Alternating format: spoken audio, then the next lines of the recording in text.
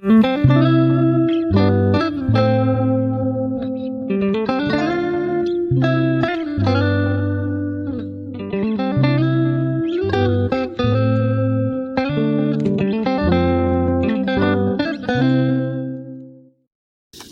අද කතා කරන්න යන්නේ පාරිසරික ජීව විද්‍යාව ගෝලීය පාරිසරික අර්බුද කියලා. Global Environmental Crisis. මම කලින් පාඩමේදී ඔයගලන්ට මේ වචන තුන භාවිතා කරන හැටි ගැන කිව්වා. ප්‍රශ්න කියලා જાතියක් තියෙනවා, ගැටලු කියලා જાතියක් තියෙනවා. දැන් ප්‍රශ්න ගොඩාක් එකතු වුණාම තමයි ගැටලුවක් බවට පත් වෙන්නේ. ගැටලු ගොඩාක් එකතු වුණාම තමයි අර්බුදයක් බවට පත් වෙන්නේ. ඒ නිසා අර්බුදයක් කියලා කියන්නේ හරිම සංකීර්ණ ගැටලු රාශියක එකතුවක්. ඒ හින්දා මේ ගෝලීය පාරිසරික අර්බුද කියලා ගත්තාම මේ ප්‍රධාන වශයෙන් ගෝලීය පාරිසරික අර්බුද රාශියක් දකින්න ලැබෙනවා. ඒ ගෝලීය පාරිසරික අර්බුද මොනවද කියලා ගත්තොත් මේ විදිහට ගන්න පුළුවන්. මේකේ පළවෙනි එක විදිහට ගන්නේ දේශගුණික විපර්යාස. දෙවෙනි එක විදිහට අරන් තියෙනවා ගෝලීය උණුසුම. හරි? නැත්තම් මිහිතලයේ උෂ්ණත්වයේ ඉහළ යාම. මේකම තමයි හරිතාගාර ආචරණය කියලා කියන්නේ. ඊට පස්සේ තව තියෙනවා ඕසෝන් යන මේ විනාශ වීම. ඕසෝන් වියන විනාශ වීම. අම්ල වැසි. කාන්තාරකරණය. මේවා තමයි ගෝලීය පාරිසරික අර්බුද කියලා අපි සලකන්නේ. හරි? එතකොට ඔබ පොඩි ඒ වගේ නෝට් එකක් දාගන්න මේක එහෙම ඒ විදිහට හරියටම වර්ග කරලා නැහැ. හරි? ඒ නිසා එහෙම පොඩි නෝට් එකක් දාගන්න වෙනවා. ඔව්. එහෙම දාන්න වෙනවා. ගෝලීය පාරිසරික අර්බුද කියලා මේ ඕනි නම් 52 වෙනි පිටුවේ උඩින් හරි කමක් නැහැ මෙහෙම දාන්න. ගෝලීය පාරිසරික අර්බුද යටතේ සලකා බලනු ඒවා ලබන ඒවා මෙන්න මේවයි. දේශගුණික විපර්යාස, ගෝලීය උණුසුම හේවත් හරිතාගාර ආචරණය, ඕසෝන් වියන විනාශ වීම කියන එකට වඩා මේකට ගැලපෙන වචනේ මේක. ඕසෝන් වියන තුනී වීම. ඕසෝන් වියන තුනී වීම, අම්ල වැසි සහ කාන්තාරකරණය. මේක දාගන්නකො ගෝලීය පාරිසරික අර්බුද කියලා.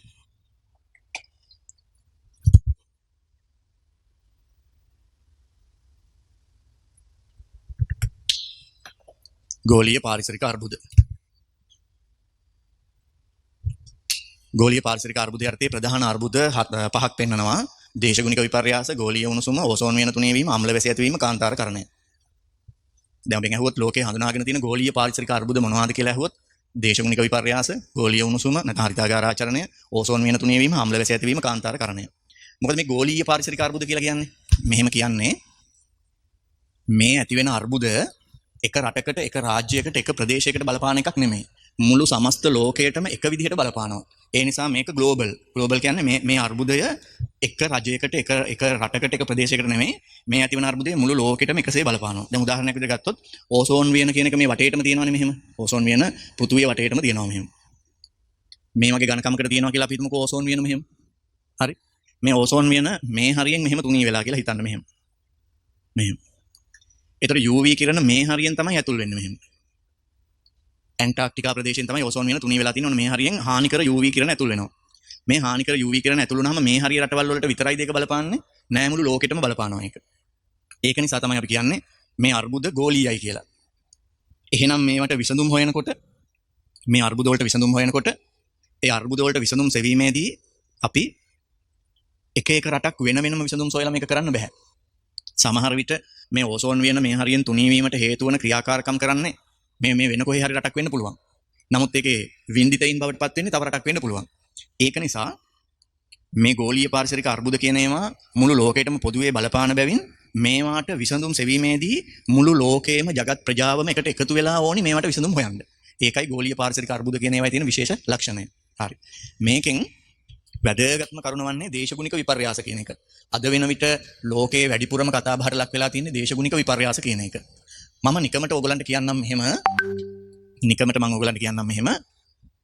වැවක් හිඳිලා ගිහිල්ලා තියෙන වෙලාවක ඒ වැවේ අයිනේ කිරලා බිත්තර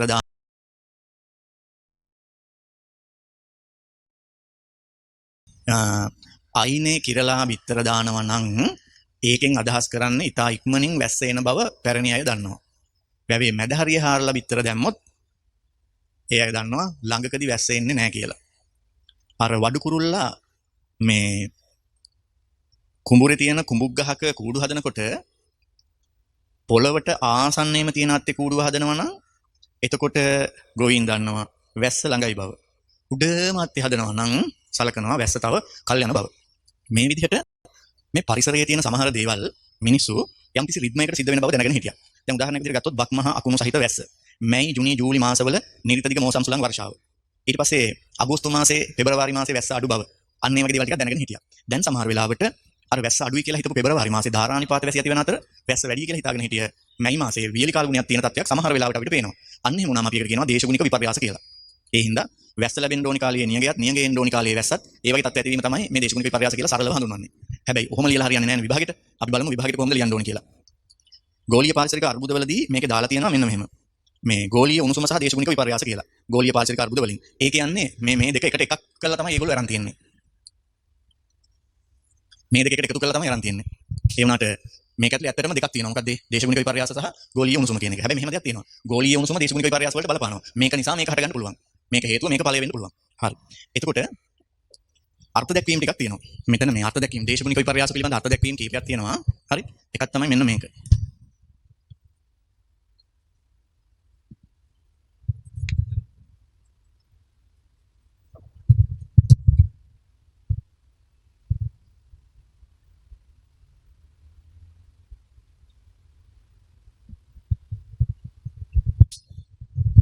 මේ නෝට් එකේ පොඩි වෙනසක් කරන්න වෙලා තියෙනවා මෙහෙම. මේක මෙතන තියෙනවානේ දේශගුණික වෙනස් වීම පිළිබඳ අර්ථ දැක්වීම කියලා. මේ මාතෘකාව කපන්න මෙහෙම. මේ මාතෘකාව කපන්න. ඇත්තට මුඩ තියෙනවා අර්ථ දැක්වීම කියලා. හරි. ඔය තියෙන අර්ථ දැක්වීම කියලා. ඒක අර්ථ දැක්වීම නෙමෙයි අර්ථ දැක්වීම වෙන්න ඕනේ. ඒකට හේතුව අර්ථ දැක්වීම තුනක් තියෙනවා.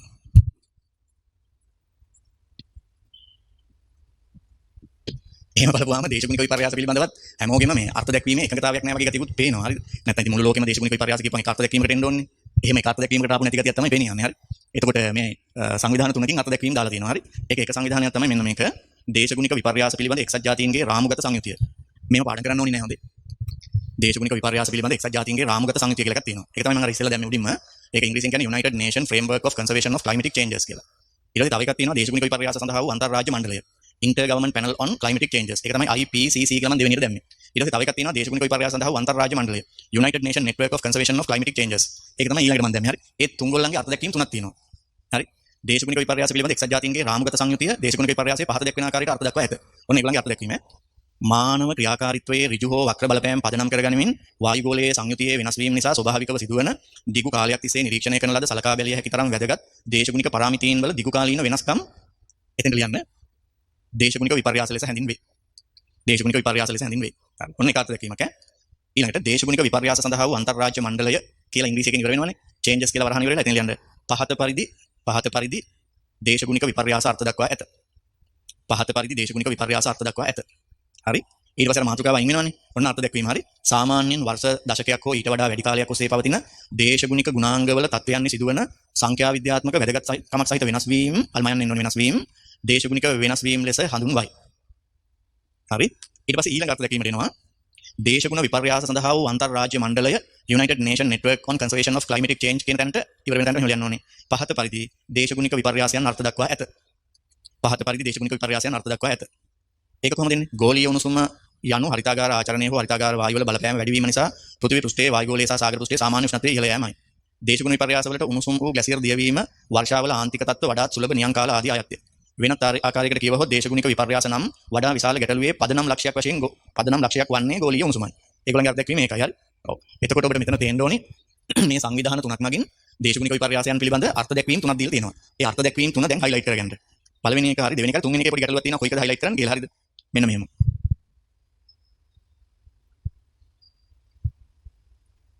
දැන් මේගොල්ලෝ අර්ථ දක්වනකොට මේක ගන්න මේගොල්ලෝ ගෝලීය උණුසුම ධන දේශගුණික විපර්යාස කියලා. ඒකින්ද ඒක මෙන්න මෙහෙම එන්න ඕනේ, මේ දෙකම හයිලයිට් වෙන්න ඕනේ. ගෝලීය උණුසුම යන හරිතාගාරාචරණයේ බලපෑම වැඩි වීම නිසා පෘථිවි පෘෂ්ඨයේ සාමාන්‍ය උෂ්ණත්වය ඉහළ යෑමයි.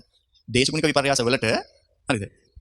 වලට අර උණුසුම කියන එක අයින් කරන්න විතර ගැලපෙනවා හරි. දේශගුණික විපර්යාස වලට උණුසුම කියන එක අයින් කරන්න. දේශගුණික විපර්යාස වලට ග්ලැසියර් දියවීම කම. වර්ෂාවල ආන්තික තත්ත්ව වඩාත් ආන්තික තත්ත්ව එතනට කම. වර්ෂාවල ආන්තික තත්ත්ව කම. වඩාත් සුලභ නියං කාල ආදී අයත්ය. ඒගොල්ලෝ කියනවා මෙන්න මෙහෙම. මේ දේශගුණික වෙනස් වීම වලට ප්‍රධාන තුනක් ඒගොල්ලෝ ගන්නවා. ග්ලැසියර් දියවීම එකක් කියලා ගන්නවා. ඊළඟට අරන් තියෙනවා වර්ෂාවල ආන්තික තත්ත්ව. වර්ෂාවල ආන්තික තත්ත්ව. ඊට පස්සේ අරන් තියෙනවා වඩාත් සුලභ නියං කාල.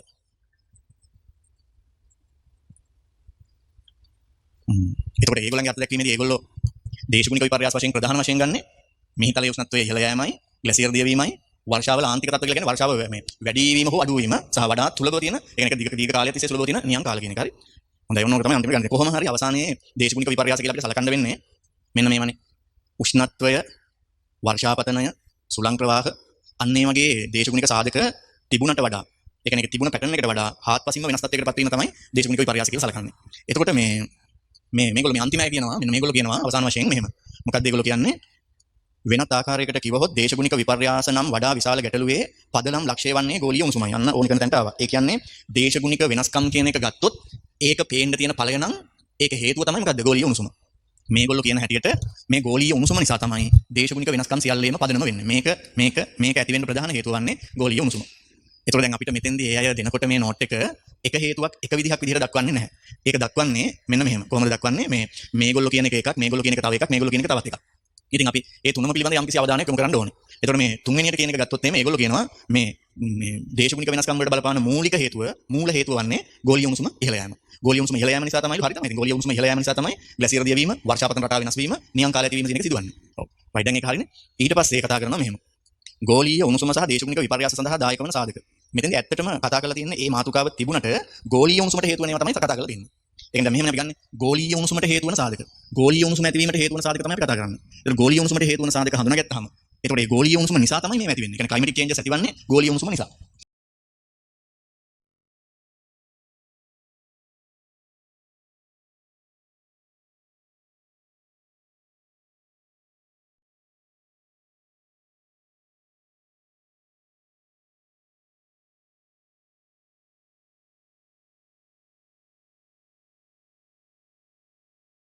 සාධක කියන ඒවා එතකොට නිතින්ම ක්ලයිමැටික් චේන්ජස් වලට හේතු වෙනවා.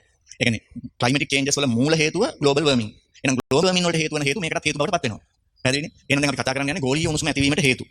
ගෝලීය උණුසුම ඇතිවීමට හේතු.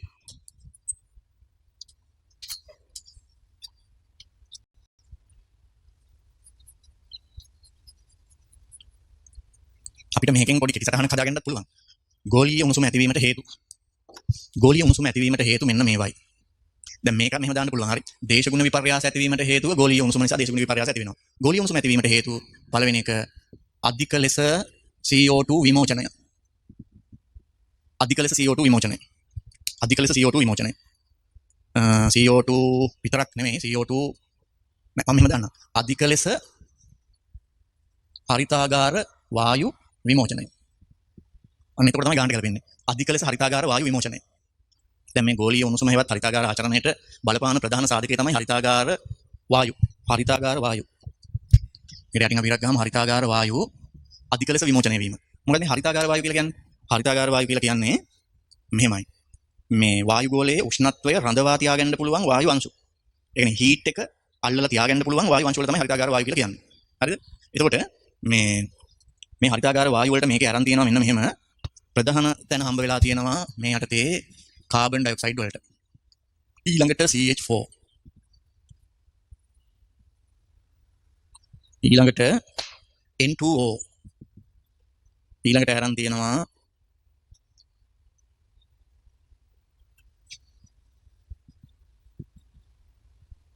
ෆ්ලුරෝකාබන් කියන ඒවා. හරි. ඊළඟට අරන් තියෙනවා HFCS.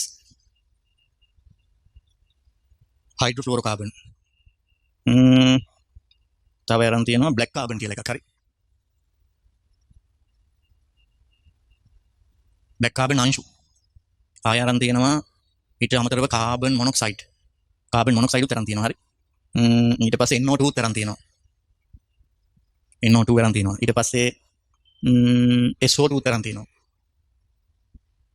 SO2 උත් අරන් තියෙනවා.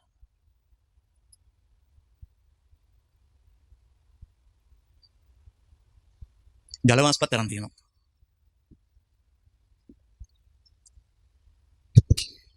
මේවා තමයි හරිතාගාර වායු කියලා අරන් තියෙන්නේ. හරි. මේවා අධික ලෙස විමෝචනය වීම. දැන් මේවා එකින් එක ගැන බලාගෙන යන්න ඕනේ. හරි. දැන් නිකන් මේක විස්තර ගොඩාක් තියෙනවා බලාගෙන යමු මෙහෙම. කාබන් ඩයොක්සයිඩ් ගැන තමයි වැඩිපුරම කතා කරලා තියෙන්නේ. මොකද කාබන් ඩයොක්සයිඩ් තමයි වැඩිපුරම මේ හරිතාගාර වායු විදිහට විමෝචනය වෙන්නේ. හරි.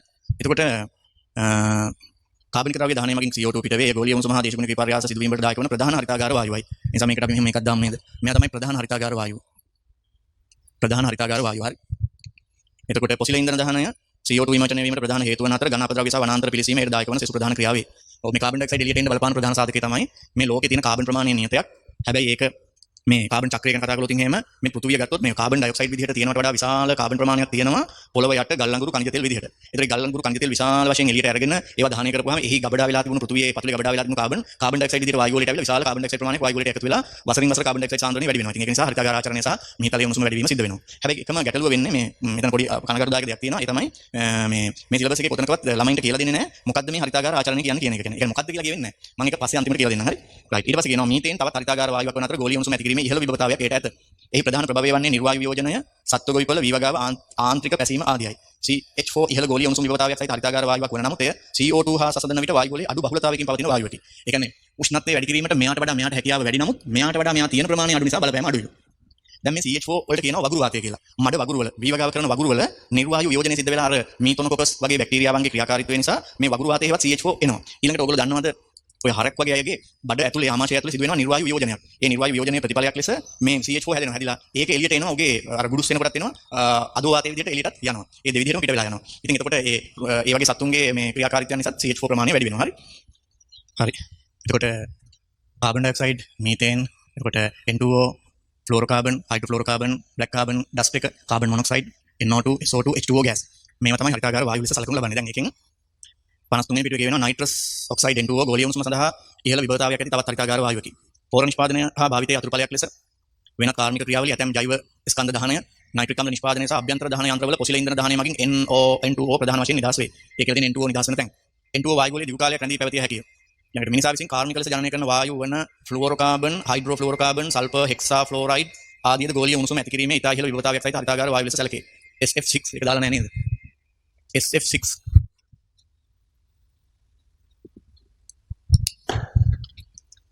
හරි. ගෝලීය උණුසුම ඇති කිරීමේ ඉතා ඉහළ විභවතාවයක් සහිත හරිතාගාර වායු ලෙස සැලකේ. කළු කාබන් නැත්නම් බ්ලැක් කාබන් අංශු පහළ වායු ගෝලයේ අවලම්බනය වී ඇති අතර ඒ වාද ගෝලීය උණුසුම සඳහා හේතු වන බව හඳුනාගෙන ඇත. පොසිල ඉන්ධන සහ වෙනත් කාබනික ද්‍රව්‍ය අසම්පූර්ණ දහනයෙන් ඔය බ්ලැක් කාබන් අංශු නිදහස් වෙනවා. ඒවා 1.2.5 මයික්‍රෝමීටර මෙහෙම. මයික්‍රෝමීටර හරි. මයික්‍රෝමීටර පරාසය ඇති අතිශයින් කුඩා අංශු වර්ගයකි. මේ කළු කාබන් වලට තාපය අවශෝෂණය කිරීමට අතිමහත් හැකියාවක් ඇති අතර ඒ වාතයේ උෂ්ණත්වය වැඩි කිරීමට හේතු වේ. මේ අංශු වලට කාබන් ඩයොක්සයිඩ් වලට වඩා තාප අවශෝෂණ හැකියාවක් ඇත. Carbon monoxide, nitrogen dioxide, sulphur dioxide, පරිවර්ති ගෝලයේ ඕසෝන් සහ නයිට්‍රජන් ඔක්සයිඩ් යන වායු වක්‍ර ලෙස විකිරණ බලපෑම ඇති කළ හැකි වායු ලෙස සැලකේ. කොතනින්ද පටන් ගන්න මෙතන?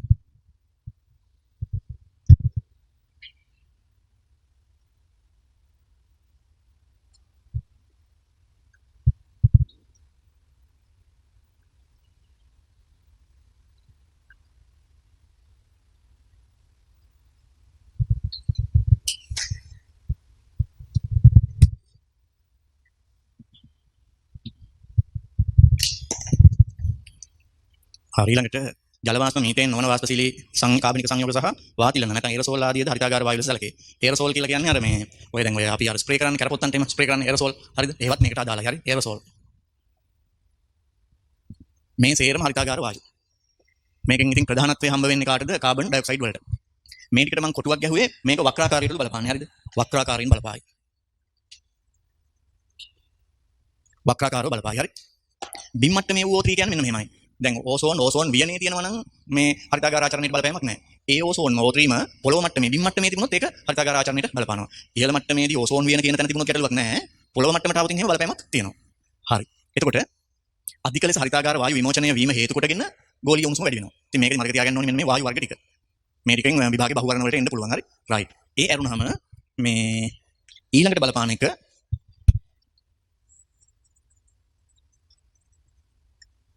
ඩිෆොරස්ටේෂන් එහෙම නැත්නම් වනහරණය. මේක ඉතින් ලෝකේ පුරාම පැතිරිලා ගිය ප්‍රශ්නයක් නේ. ඇමර්සන් වනාන්තරයේ පවා බොහෝ ප්‍රදේශ මිනිසුන් විසින් විනාශ කරනවා. ලංකාවේත් විවිධ ප්‍රදේශවල වනාන්තර විනාශ වීම බහුල වශයෙන් දකින්න ලැබෙනවා. මේ වනහරණය කොහොමද ගෝලීය උණුසුමට දායක වෙන්නේ? වනහරණය ගෝලීය උණුසුමට දායක වෙන්නේ කොහොමද?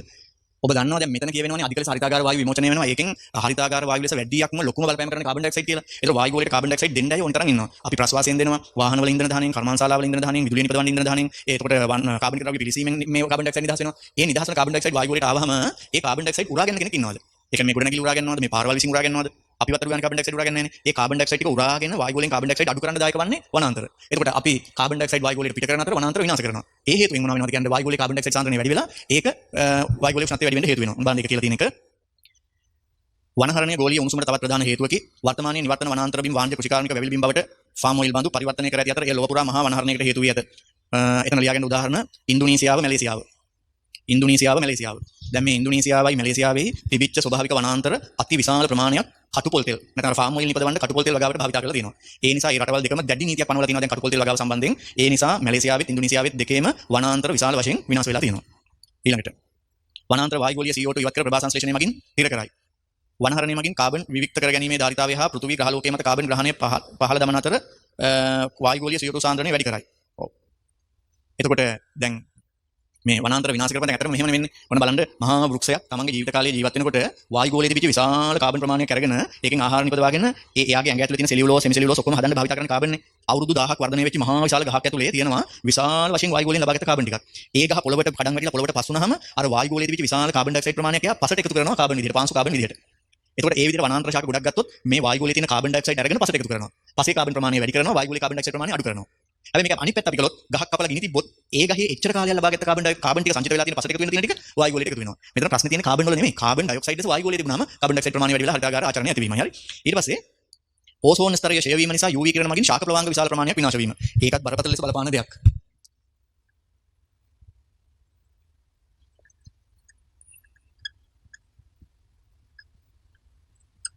දැන් මේකට අපිට කියන්න බෑනේ වනහරණය කියලා. වනහරණය නිසා කාබන් ඩයොක්සයිඩ් සාන්ද්‍රණය වැඩි වෙනවා, හරිතාගාර ආචරණය ඇති වෙනවා. ශාක ප්‍රවාහක විනාශ වුණාමත් ඒක වෙනවා. මොකද ඔබ දන්නවා ලෝකයේ ගොඩබිමට වඩා වැඩිපුර තියෙන සාගරයේ බව දන්නවා. ගොඩබිමට වඩා වැඩියෙන් තියෙන සාගරයේ බව දන්නවා. ඒතකොට මේ සාගරයෙන් තමයි මේ වායු ගෝලයේ තියෙන විශාල කාබන් ඩයොක්සයිඩ් ප්‍රමාණය ප්‍රභා සංශ්ලේෂණයට ඇදලා ගන්නෙ. දැන් මම මෙතන කියවෙනවානේ මේ මෙතන ඕසෝන් වින තුනී වීම කියලා එකක් පටන් ගන්නකොට කිව්වනේ. ඕසෝන් වින තුනී වුණාම මම කිව්වනේ හානිකර පරාසය UV කිරණ පෘථිවිය ඇතුළට එනවා කියලා. ආවහම ඒ හානිකර පරාසය UV කිරණ වල බලපෑම හේතු කොටගෙන සාගරයේ ජීවත් වෙන ඇල්ගේ වල සිද්ධ වෙන ජානමය වෙනස් වීම නිසා ඇල්ගී මැරලා යන්න පුළුවන්. ඒ ඇල්ගී මැරලා ගියායින් පස්සේ වනාන්තර හරණයට වඩා ලොකු හානියක් වෙනවා. මොකද වනාන්තර තියෙන 3න් 1යි සාගර 3න් 2යි. ඒකෝට සාගර වලින් විශාල වශයෙන් ලබා ගන්න කාබන් ඩයොක්සයිඩ් ටික ලබා ගන්න බැරුව ගියොත් අනිවාර්යයෙන්ම වායු ගෝලයේ කාබන් ඩයොක්සයිඩ් ප්‍රමාණය වැඩි වෙලා හරිතාගාර ආචරණයේ තත්ත්වයට ඇති වෙන්න පුළුවන්. ඒක අපි කියවලා බලමු. මේකද වනහරණයට සමානයි. වනහරණයට සමානයි. ඒ වගේම තමයි. හරි. උණුසුම් මුහුදු වල වාසය කරන ජල ප්‍රවාහක වායු ගෝලයෙන් ඔක්සිජන් සහ කාබන් ඩයොක්සයිඩ් තුලිතාවය පවත්වා ගැනීමට ඉතා ප්‍රයෝජනවත් වේ. ඒ කියන්නේ කාබන් ඩයොක්සයිඩ් ඒගොල්ලෝ ඇදලා ගන්නවා ඔක්සිජන් පිට කරනවා. හරි. සාමාන්‍ය ශාක ප්‍රවාහක වල කාබන් අවශෝෂණ හැකියාව භෞමික ශාක වලට වඩා ඉහළ තත්ත්වයක පවතී. ඔව්. ඒ කියන්නේ භෞමික ශාක කාබන් ඩයොක්සයිඩ් උරා ගන්නට වඩා වැඩියෙන් සාගරයේ තියෙන ප්‍රවාහක විසින් ඒක උරා ගන්නවා. හරි. ශාක ජල ප්‍රවාහක ඒකසෛලික අන්වීක්ෂය ජීවීන් වල නමුත් ඒවා විශාල ප්‍රදේශයක ව්‍යාප්ත වී පවතී. වායු ගෝලීය කාබන් අවශෝෂණය 60ක් 70ක්ම සිදු කරන්නේ ශාක ප්‍රවාහක විසින්. ඕසෝන් වින ක්ෂය වීම නිසා සූර්යාගේ සිට පැමිණෙන UV කිරණ මගින් මේ ආකාරයේ කුඩා ජීවීන් විනාශයට පත් වෙන්න පුළුවන්. මේ සාගරවල CO2 අවශෝෂණ ධාරිතාවය අඩු කරන අතර ගෝලීය උෂ්ණත්වය වැඩි කරන්න හේතු වෙනවා. මොකද ඒකට කාබන් ඩයොක්සයිඩ් උරා ගන්න කෙනෙක් නැති නිසා. එහෙනම් මේකට බලපාන්නේ හානිකර UV කිරණ වල බලපෑම. ඒකට හේතු වෙන්නේ O3 වියන තුනී වීම. දැන් මේ පැත්ත පැහැදිලි නේද ඔයගලන්ට? ගෝලීය උණුසුම ඇති වෙන්න බලපාන සාධක. අධික ලෙස හරිතාගාර වායු විමෝචනය කිරීම මිනිසාගේ බලපෑම නිසා, දෙවෙනි එක මිනිසාගේ බලපෑම නිසා සිදුවන වනහරණය, මිනිසාගේ බලපෑම නිසා ඕසෝන් වියන තුනී වෙලා UV කිරණ හානිකර ඒවා ඇවිල්ලා ශාක ප්‍රවාහක විනාශ වීමත් වනහරණයට සමානව හරිතාගාර වායු වැඩි වෙලා මිහිතලයේ උෂ්ණත්වය වැඩි වෙන්න බලපානවා. දැන් ඔන්න මේක ඇතුලේ තියෙනවා ඒ කතාව. ඊට පස්සේ තව එකක් තියෙනවා ගෝලීය උණුසුම වැඩි වුණොත් මොනවා වෙයිද කියන එක. ගෝලීය උණුසුම වැඩි වුණොත් මොකක් වෙයිද කියන එක. අපි ඒක බලමු ඊළඟ පිටුවට ගිහිල්ලා. ගෝලීය උණුසුම හා දේශගුණික විපර්යාසයේ බලපෑම.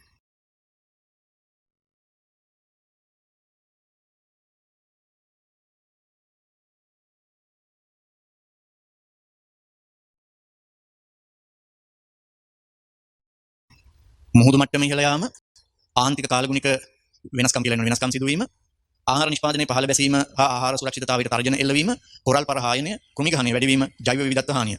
එහෙනම් මේකෙත් අපිට මෙහෙම ගන්න පුළුවන් නේද? කොහෙන්ද ගන්න අපි ඒක? මෙහෙම ගමු නේද? ගෝලීය උණුසුම වැඩිවීමේ බලපෑම.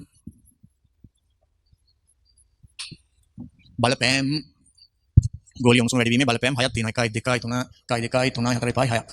1 2 3 4 5 6. මොනවද මේ බලපෑම්? මුහුදු මට්ටම ඉහළ යාම,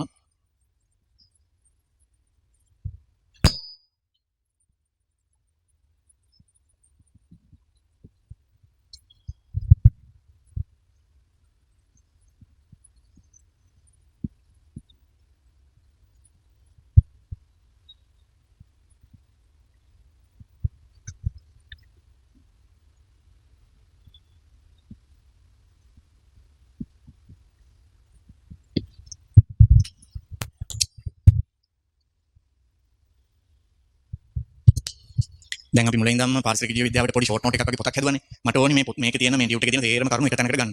ගෝලීය උණුසුම හේවත් හරිතාගාර ආචරණයට බලපාන හේතු තමයි මේ. හරිද? මෙතන ලියන්න මම බලපාන හේතු තමයි මේ. හරිද? හේතු ප්‍රධාන වශයෙන් තියෙනවා අධික ලෙස හරිතාගාර වායු විමෝචනය. මොනවද ඒ වායු වර්ග කියලා මෙතන තියෙනවා. හරිද? ඊට පස්සේ වනහරණය හේතු වෙනවා වන විනාශය. ඊට පස්සේ හේතු වෙනවා ශාක ප්‍රවාහංග විනාශ වීම. මේ වගේම සිද්ධියක් තමයි මේක. මේකට වඩා මේකෙන් සිද්ධ වෙන බලපෑම වැඩි. හරි. ඊට පස්සේ ගෝලීය උණුසුම වැඩි වුණාම හරිතාගාර ආචරණය නිසා ගෝලීය උණුසුම වැඩි වුණාම ඇති කරන හානිකර බලපෑම මුහුදු මට්ටම ඉහළ යාම, ආන්තික කාලගුණික වෙනස්කම් ඇතිවීම, ආහාර නිෂ්පාදනයේ අඩුවීම, කොරල් පර හායනය වීම, භූමි ගහනය වැඩිවීම, ජෛවීය විවිධත්වයේ අඩුවීම කියන ඒවා ගන්න පුළුවන්. හරි. ඕක තමයි විභාගෙට අහන්නේ. හරි. දැන් ඉතින් මුහුදු මට්ටම ඉහළ යන්නේ කියලා අපි බලමු නේද? කියවලා බලමු. ද්‍රව ප්‍රදේශවල පිහිටන අතිවිශාල අයිස් පළක දෙකක් දියවීම හා ජලය හා පස ප්‍රසාරණය නිසා ලොව පුරා මුහුදු මට්ටමේ ඉහළ යාමක් පිළිබඳ විද්‍යාඥයින් පුරෝකථනය කර ඇත. උත්තර ද්‍රවයේ දක්ෂිණ ද්‍රවයේ තියෙන විශාල අයිස් දියවීම නිසා. කෙසේ වුවද ලොව වටා පිහිටි දූපත් රාජ්‍ය රසකට මුහුදු මට්ටම ඉහළ යාමේ විපාක අත්විඳීමට සිදුවනු ඇත. ඔව්. දැන් මෙහෙමයි.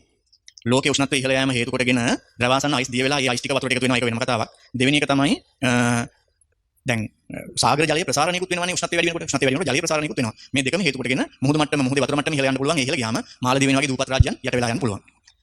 කාලගුණය වෙනස් වීම, ආන්තික ලෙස කාලගුණය වෙනස් වීම. දීර්ඝ කාලීන නියම්ද දැඩි වර්ෂාපතනය සහ ප්‍රතිඵල ලෙස ගංගා වතුර සහ නායෑම්ද කුණාටු ආදී ආන්තික දේශගුණික ක්‍රියාවලි පසුගිය දශකයේ තුල ඉහළ යාමට ලක්ව අතර එය දේශගුණික විපර්යාසවල ඍණ බලපෑමක් ලෙස සැලකේ. එය බොහෝ හානි විනාශ වීම සහ විපත් වලට හේතු විය. ඔව්. ඒ කියන්නේ මේ උෂ්ණත්වය ඉහළ යාම හේතු කොටගෙන ඇතිවෙනා වූ පාරිසරික වෙනස්කම් නිසා අනවශ්‍ය ලෙස සමහර ප්‍රදේශ වර්ෂාපතන ඉහළ යාම, වර්ෂාපතනයේ නැති ප්‍රදේශ වල වර්ෂාපතන ඉහළ යනවා, තිබිච්ච ප්‍රදේශ වල නියඟ ඇති වෙනවා, ගංගා වතුර නායෑම්, දීපල විනාශ වීම, ඒ වගේ ප්‍රශ්න ගොඩාකට හේතු වෙනවා. කොහොම වුණත් මිනිසා විසින් මේ පෘථුවියට කරන යම් යම් බලපෑම් ආපසු මිනිසාටම එනවා. ආහාර නිෂ්පාදනය අඩු වෙනවානේ අනිවාර්යයෙන්ම අනපේක්ෂිත කාලගුණික වෙනස් වීම නිසා වෙන්නේ අනපේක්ෂිත ආන්තික කාලගුණික තත්ත්ව. ආන්තික කියන්නේ මොකද්ද? අන්තගාමී කියන එක අන්තයකට තල්ලු වෙලා යනවා මධ්‍යස්ථ නැතුව හරි. නිසා ලෝ වටා භෝග නිෂ්පාදනයේ අඩුවක් සිදු වෙනවා ඇත. කොරල් පරායනය. මුහුදු ජලයේ උෂ්ණත්වය ඉහළ යාම නිසා කොරල් විරංජනය හා ආයනය සිදු වන අතර ඒ සමස්ත සාගර පරිසර පද්ධතියටම දරුණු අනතුරකි. එමෙන්ම තම පැවැත්ම සඳහා කොරල් පර මත ජීවත් වන වෙනත් ජීව විශේෂ රසක් ඒ අනතුරට මුහුණ දෙයි. ඔබ දන්නවනේ මේ කොරල් පර කියලා කියන්නේ සාගරයේ වැසිවනාන්තර කියලා කියන්නේ ඒ සා විශාල ජෛව විවිධත්වයක් කොරල් පරාසේ තියෙනවා. කොරල් පර හදන්නේ නිඩාරියා ජීවීන් තමයි. ඒ වුණාට කොරල් පරාසේ ජීවත් වෙන්නේ උන් විතර නෙමෙයි. අති විශාල ජෛව විවිධත්වයක් තියෙනවා. කොරල් පරයට හානි වීම නිසා ඒ ජීවීන් විනාශ වෙලා යන්න පුළුවන්. කොරල් පරයට හානි වෙන්නේ කොහොමද? උෂ්ණත්වය වැඩි වෙනකොට සාගර උෂ්ණත්වයත් වැඩි වීම නිසා කොරල් පරය නිරන්තර අඛණ්ඩව සාධන ජීවියා විනාශ වෙනවා. ඒක හරියට මෙන්න මේ වගේ. උඹහක් දැකලා තියෙනවනේ වේයෝ බඳින. ඔබ උඹහයි කෑල්ල කඩලා දාන්නකෝ. වේය ඊළඟ දවස් වෙනකොට ආපහු ඒක බඳිනවා. හැබැයි වේයෝ ටික මරලා එපා. එහෙම මරලා දැම්මොත් ඊට පස්සේ අපි ඒ උඹහ කඩලා දැම්මොත් ඒක ආපහු හැදෙන්නේ නැහැ. සාගරයේ තියෙන කොරල් පර කියන ඒවා ගත්තොත් ඒ කොරල් පර හැදෙනවා වගේම කැඩිලා බිඳලා යනවා. නමුත් කැඩිලා බිඳලා යන ටික ප්‍රතිපූර්ණ වෙනවා ඒ කොරල් හදන ජීවියා විසින්. දැන් මිහිතලයේ උෂ්ණත්වය වැඩි වුණාම සාගරයේ උෂ්ණත්වය වැඩි වෙනවා. ඒ උෂ්ණත්වය වැඩි වුණාම වෙන්නේ කොරල් පර හදන ජීවියාට ජීවත් වෙන්න අමාරුයි. ඌ මැරිලා යනවා. ඒකට කොරල් පරේ කැඩිලා බිඳලා යනවා මිසක් රීජනරේට් වෙන්නේ නැහැ. මෑත වාතාවරණයට අනුව ඉහළ ගිය උෂ්ණත්වය හා සාගර ආම්ලීකරණය සහ විපාක හේතුවෙන් 2100 වන විට කොරල් ගහනයේ කඩා වැටීමක් සිදු වන නැත. කොරල් නැති වෙලා යනවා 2100 වර්ෂය වෙනකොට. කුමි ගහනය වැඩි වීම. කුමි ගහන ව්‍යාප්ත වීම නිසා කුමීන් ආශ්‍රිත සෑදෙන මැලේරියාව සහ ඩෙන්ගු බඳු රෝග වර්තමානයට වඩා පැතිරී යනු ඇත. තවද කුමි ගහන අධිකව වර්ධනය වීම ආහාර නිෂ්පාදනයට අතිවිශාල තර්ජනයක් වනු ඇත. හැබැයි එකපාරට කුමි ගහනය වැඩි වීම කියන එක කොහොමද උනේ කියලා ප්‍රශ්නයක් එනවනේ. ඒ හින්දා කුමි ගහනය වැඩි වීම කියන එකේ ඩොට් දෙකට කලින් ලියන්න මෙහෙම. උෂ්ණත්වය ගෝලීය උෂ්ණත්වයේ වැඩි වීම කුමීන්ගේ ප්‍රජනන වේගය වැඩි වීමට හේතු වේ. ගෝලීය උෂ්ණත්වයේ වැඩි වීම කුමීන්ගේ ප්‍රජනන වේගය වැඩි වීමට හේතු වේ. අපිට හොඳ නැති වුණාට උෂ්ණත්වය වැඩි වෙනකොට ඒ වැඩිවීම කුමීන්ගේ ප්‍රජනන වේගය වැඩි කරන්න හේතු වෙනවා. දැන් ගොඩාක්ම ශීත කාලයක් තියෙන රටවල් වල ශීත ඍතුවක් තියෙන රටවල් වල මදුරු අඩුයිනේ. ඒකට හේතුව තමයි මදුරුවන්ගේ විතර බීජ අවසනය වීමට ඒ උෂ්ණත්වය මදි. දැන් ඒ වගේ රටක තව පොඩ්ඩක් උෂ්ණත්වය වැඩි වුණොත් ඒ රටවල පවා මදුරුවන්ගේ ව්‍යාප්තිය වැඩි වෙන්න පුළුවන්. ජෛව විවිධත්වයේ හානිය දේශගුණික විපර්යාස සහ ගෝලීය උණුසුම ජෛව විවිධත්වය අඩු වීමට හේතු විය හැක. පරිසර පද්ධතිවල ව්‍යුහයේ වෙනස් වීම හා ඇතැම් ජීව විශේෂ ඒවා වර්තමානයේ පවත්නා ප්‍රදේශ වලින් ඔබට සංක්‍රමණය වී පැවැත්ම සහතික කරගනී. සංක්‍රමණය වී නොහැකි විශේෂ නෂ්ට වී යනු ඇත. ඒ කියන්නේ යම්කිසි ප්‍රදේශයක උෂ්ණත්වය ගොඩාක් වැඩි වුණොත් ඒකට ඔරොත්තු දෙන්න බැරි ජීවීන්, ඒ කියන්නේ ඒකට කට්ටියක් try කළා ඒකෙන් එළියට ගිහිල්ලා වෙන පරිසරයකට යන්න බැරි වෙන අය ටික මොනවා වෙලා යනවද? විනාශ වෙලා යනවා. එහෙනම් ගෝලීය උණුසුම නිසා මුහුදු මට්ටම ඉහළ යනවා, ආන්තික කාලගුණික වෙනස්කම් ඇති වෙනවා, ආහාර නිෂ්පාදනය අඩු වෙනවා, කොරල් පර හායනය වෙනවා, කුමි ගහනය වැඩි වෙනවා, ජෛව විවිධත්වය අඩු වෙනවා. ඔක තමයි හානිකර බලපෑම් ගෝලීය උණුසුම වැඩි වීම. ගෝලීය උණුසුම වැඩි වීමට හේතු තමයි මේ තියෙන්නේ. අපි ඔය ඔක්කොම එක පිටුවකට ගත්ත හැකි ඒකට හරි. right.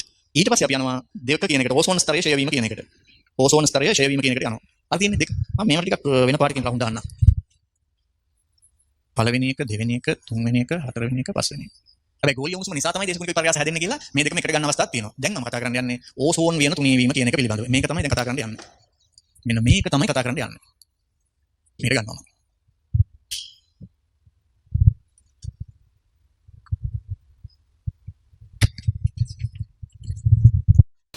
ගැන බලමු. බොහෝ ඕසෝන් අංශු වායුගෝලයේ කිලෝමීටර් 10යි 50යි අතර පිහිටි ස්තරගෝලයේ ප්‍රදේශයේ සාන්ද්‍ර වී ඇති අතර එය ඕසෝන් ස්තරය ලෙස හඳුනාගෙන තිබේ. සූර්යාගෙන් විමෝචනය වන පාරජම්බුල කිරණවලට එකමයි තියෙන්නේ හරි. රිපීට් වෙලා. සූර්යාගෙන් විමෝචනය වන පාරජම්බුල කිරණවලට පිලිසී යෑමෙන් ජීවි ද්‍රව්‍ය ආරක්ෂා කර ගැනීමට ඕසෝන් ස්තරය අතිශයින් වැදගත්. ඒක හදන්න මෙහෙම. සූර්යාගෙන් විමෝචනය වන හානිකර පරාසයේ පාරජම්බුල කිරණ කියලා එන්න ඕනේ. වලට පිලිසී යෑමෙන් ජීවි ද්‍රව්‍ය ආරක්ෂා කර ගැනීමට ඕසෝන් ස්තරය අතිශයින් වැදගත් වේ. එතන තියෙන අඩුපාඩු හදාගන්න. හරි. ඒක මම ඔයගලන්ට ඇඳලා පෙන්නන්නම්. මෙහෙන් අදින්න. අපේ ප්ලැනට් එක විතරයි ළමයි පෘථිවිය විතරයිනේ ග්‍රීන් කලර් එකෙන් පේන්නේ. ඒක අපි නැති කරගන්න යන්නේ දැන් හරි. මේ ග්‍රීන් කලර් ප්ලැනට් එකේ ඉඳන්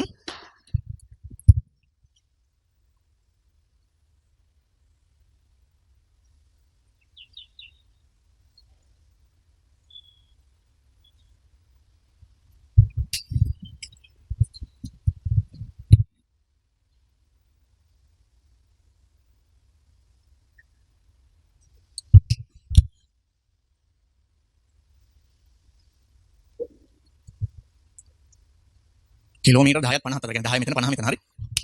අතර ප්‍රදේශයේ තමයි මේ ඕසෝන් වායු අංශු වැඩිපුර රැඳිලා තියෙන්නේ හරි.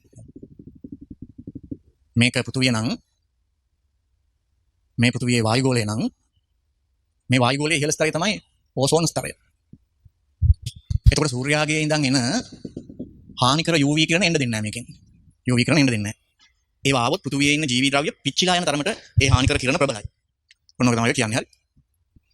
නගිලා තියෙන්නේ කිලෝමීටර් 10යි 50යි අතර. 10යි 50යි අතර කියන්නේ මෙතන ඉඳන් කිලෝමීටර් 10ක් මෙතන කිලෝමීටර් 50ක් ඉතර ගණකමකින් මේක පිටලා තියෙනවා හරි. රයිට්. ස්වභාවික ස්තරගෝලයේ සමස්ත ඕසෝන් සාන්ද්‍රණය සාපේක්ෂව නියතව පවතී. එම සාන්ද්‍රණය ඩොප්සන් ඒකක 350 සිට 500 අතර වේ. ඒක මනින්ද ඒකකයක් අතර තියෙනවා ඩොප්සන් ඒකක කියලා හරි. මේ නිසා විසින් නිර්මිත ඕසෝන් හානි කරන රසායනික ද්‍රව්‍ය නිසා දක්ෂිණ ද්‍රව ප්‍රදේශයට ඉහළ ස්තරගෝලයේ ඕසෝන් මට්ටම 200යි ඩොප්සන් යුනිට් දක්වා පහත වැටුණු විට ඒ ඕසෝන් ක්ෂය වීම ලෙස විස්තර කරයි. මේ ඕසෝන් ස්තරයේ තුනී වීම ඕසෝන් සිදුර ලෙස හඳුන්වයි. ඒක රූපයකින් දාන්නේ කොහොමද කියලා මට ප්‍රශ්නයක් තියෙනවා. මම මෙතන දාන්නම් මෙහෙම. ඩොප්සන් යුනිට් 350 500 අතර තියෙනවා O3. මෙන්න මේ මම මෙහෙම පෙන්නන්නම්කෝ. මේක දක්ෂිණාර්ධ ගෝලය මේක උත්තරාර්ධ ගෝලය කියලා. දක්ෂිණාර්ධ ගෝලය උත්තරාර්ධ ගෝලය. මේක ආර්ක්ටික් මේක ඇන්ටාර්ක්ටික්. මෙන්න මේ හරියේ මෙහෙම පෙන්නන්නම් මම ඒක. මෙන්න මේ හරියේ ඩොප්සන් යුනිට් 200 ගානට O3 අඩු වෙලාලු. මෙන්න මේක අපි හඳුන්වනවා ඕසෝන් සිදුර කියලා. අන්න එතකොට හානිකර UV මෙතනින් ඇතුළට යන්න පුළුවන්. ඔන්න දැන් නියමටම අදහස තියෙනවා ඈ. ඕසෝන් සිදුර කියන්නේ ඔන්න ඔක හරි. ඒකට හේතු වෙන්නේ මේ මිහිතලයේ ඉන්න මිනිස්සු විසින් නිපදවන විවිධ වායු වර්ග වලින් මේ ඕසෝන් වෙන මේ ඕසෝන් කඩනවා ඔක්සිජන් බවට. මෙහෙට ඇවිල්ලා ඒක මේක මෙතන මේක විනාශ කරමින් ඉන්නවා. හරි. ඕසෝන් ස්තරයේ ක්ෂය වීමට දායක වන සාධක ස්තරගෝලයේ ඕසෝන් නිපදවීම සහ විනාශ වීම අතර ස්වභාවික තුලිතාවයට බාධා පැමිණෙන විට හෝ ඒ තුලිතාවය නැති වූ විට ඕසෝන් ක්ෂය වීම සිදු වේ. මෙහෙමයි. ඕසෝන් ඔක්සිජන් සහ පරමාණු ඔක්සිජන් සහ පරමාණු ඔක්සිජන් එකතු වෙලා ඕසෝන් හැදෙනවා. අනිත් පැත්තට ඕසෝන් කැඩිලා ඒ දෙක හැදෙනවා. හැදෙනවා, කැඩෙනවා, හැදෙනවා, කැඩෙනවා. දැන් මෙතන වෙලා තියෙන්නේ ඒකේ සමතුලිතතාවයක් තියෙනවා. 10ක් හැදෙනවා, 10ක් කැඩෙනවා. ඒක අවුලක් නැහැ නේ. වෙන්නේ අර වෙන මොනවා හරි එකක් එතෙන්ට ගිය ගමන්ම හැදෙන පැත්තට වඩා කැඩෙන පැත්තට ප්‍රතික්‍රියාව බර වෙනවා. ඕසෝන් බිඳ වැටෙන පැත්තට. ඒකයි ඕසෝන් වීම තුනී වීම සිදු වෙන්නේ. හරි. මේ ප්‍රධාන වශයෙන් ඔන්න වායු වර්ග ටික. ප්‍රධාන වශයෙන් වායු වර්ග ටික දාමු ඈ. ප්‍රධාන වශයෙන් වායු වර්ග ටික මෙතනින් දාන්න. හරි. මේ ඕසෝන් වෙන මේ සිදු කරන්න හේතු වන වායු වර්ග ටික ක්ලෝරෝ ෆ්ලුවරෝ කාබන්, ක්ලෝරෝ ෆ්ලුවරෝ කාබන්, මීතයිල් බ්‍රෝමීන්. හරි. මීතයිල් බ්‍රෝමීන්, හීලින්, හයිඩ්‍රෝක්ලෝරෝෆ්ලෝරෝකාබන්. ඔන්නවා තමයි ඕසෝන් සිදුර හදන්න දායක වෙන්නේ. ඔන්න ඔය වායු. ඕසෝන් වෙන නිර්මාණය කරන වායු.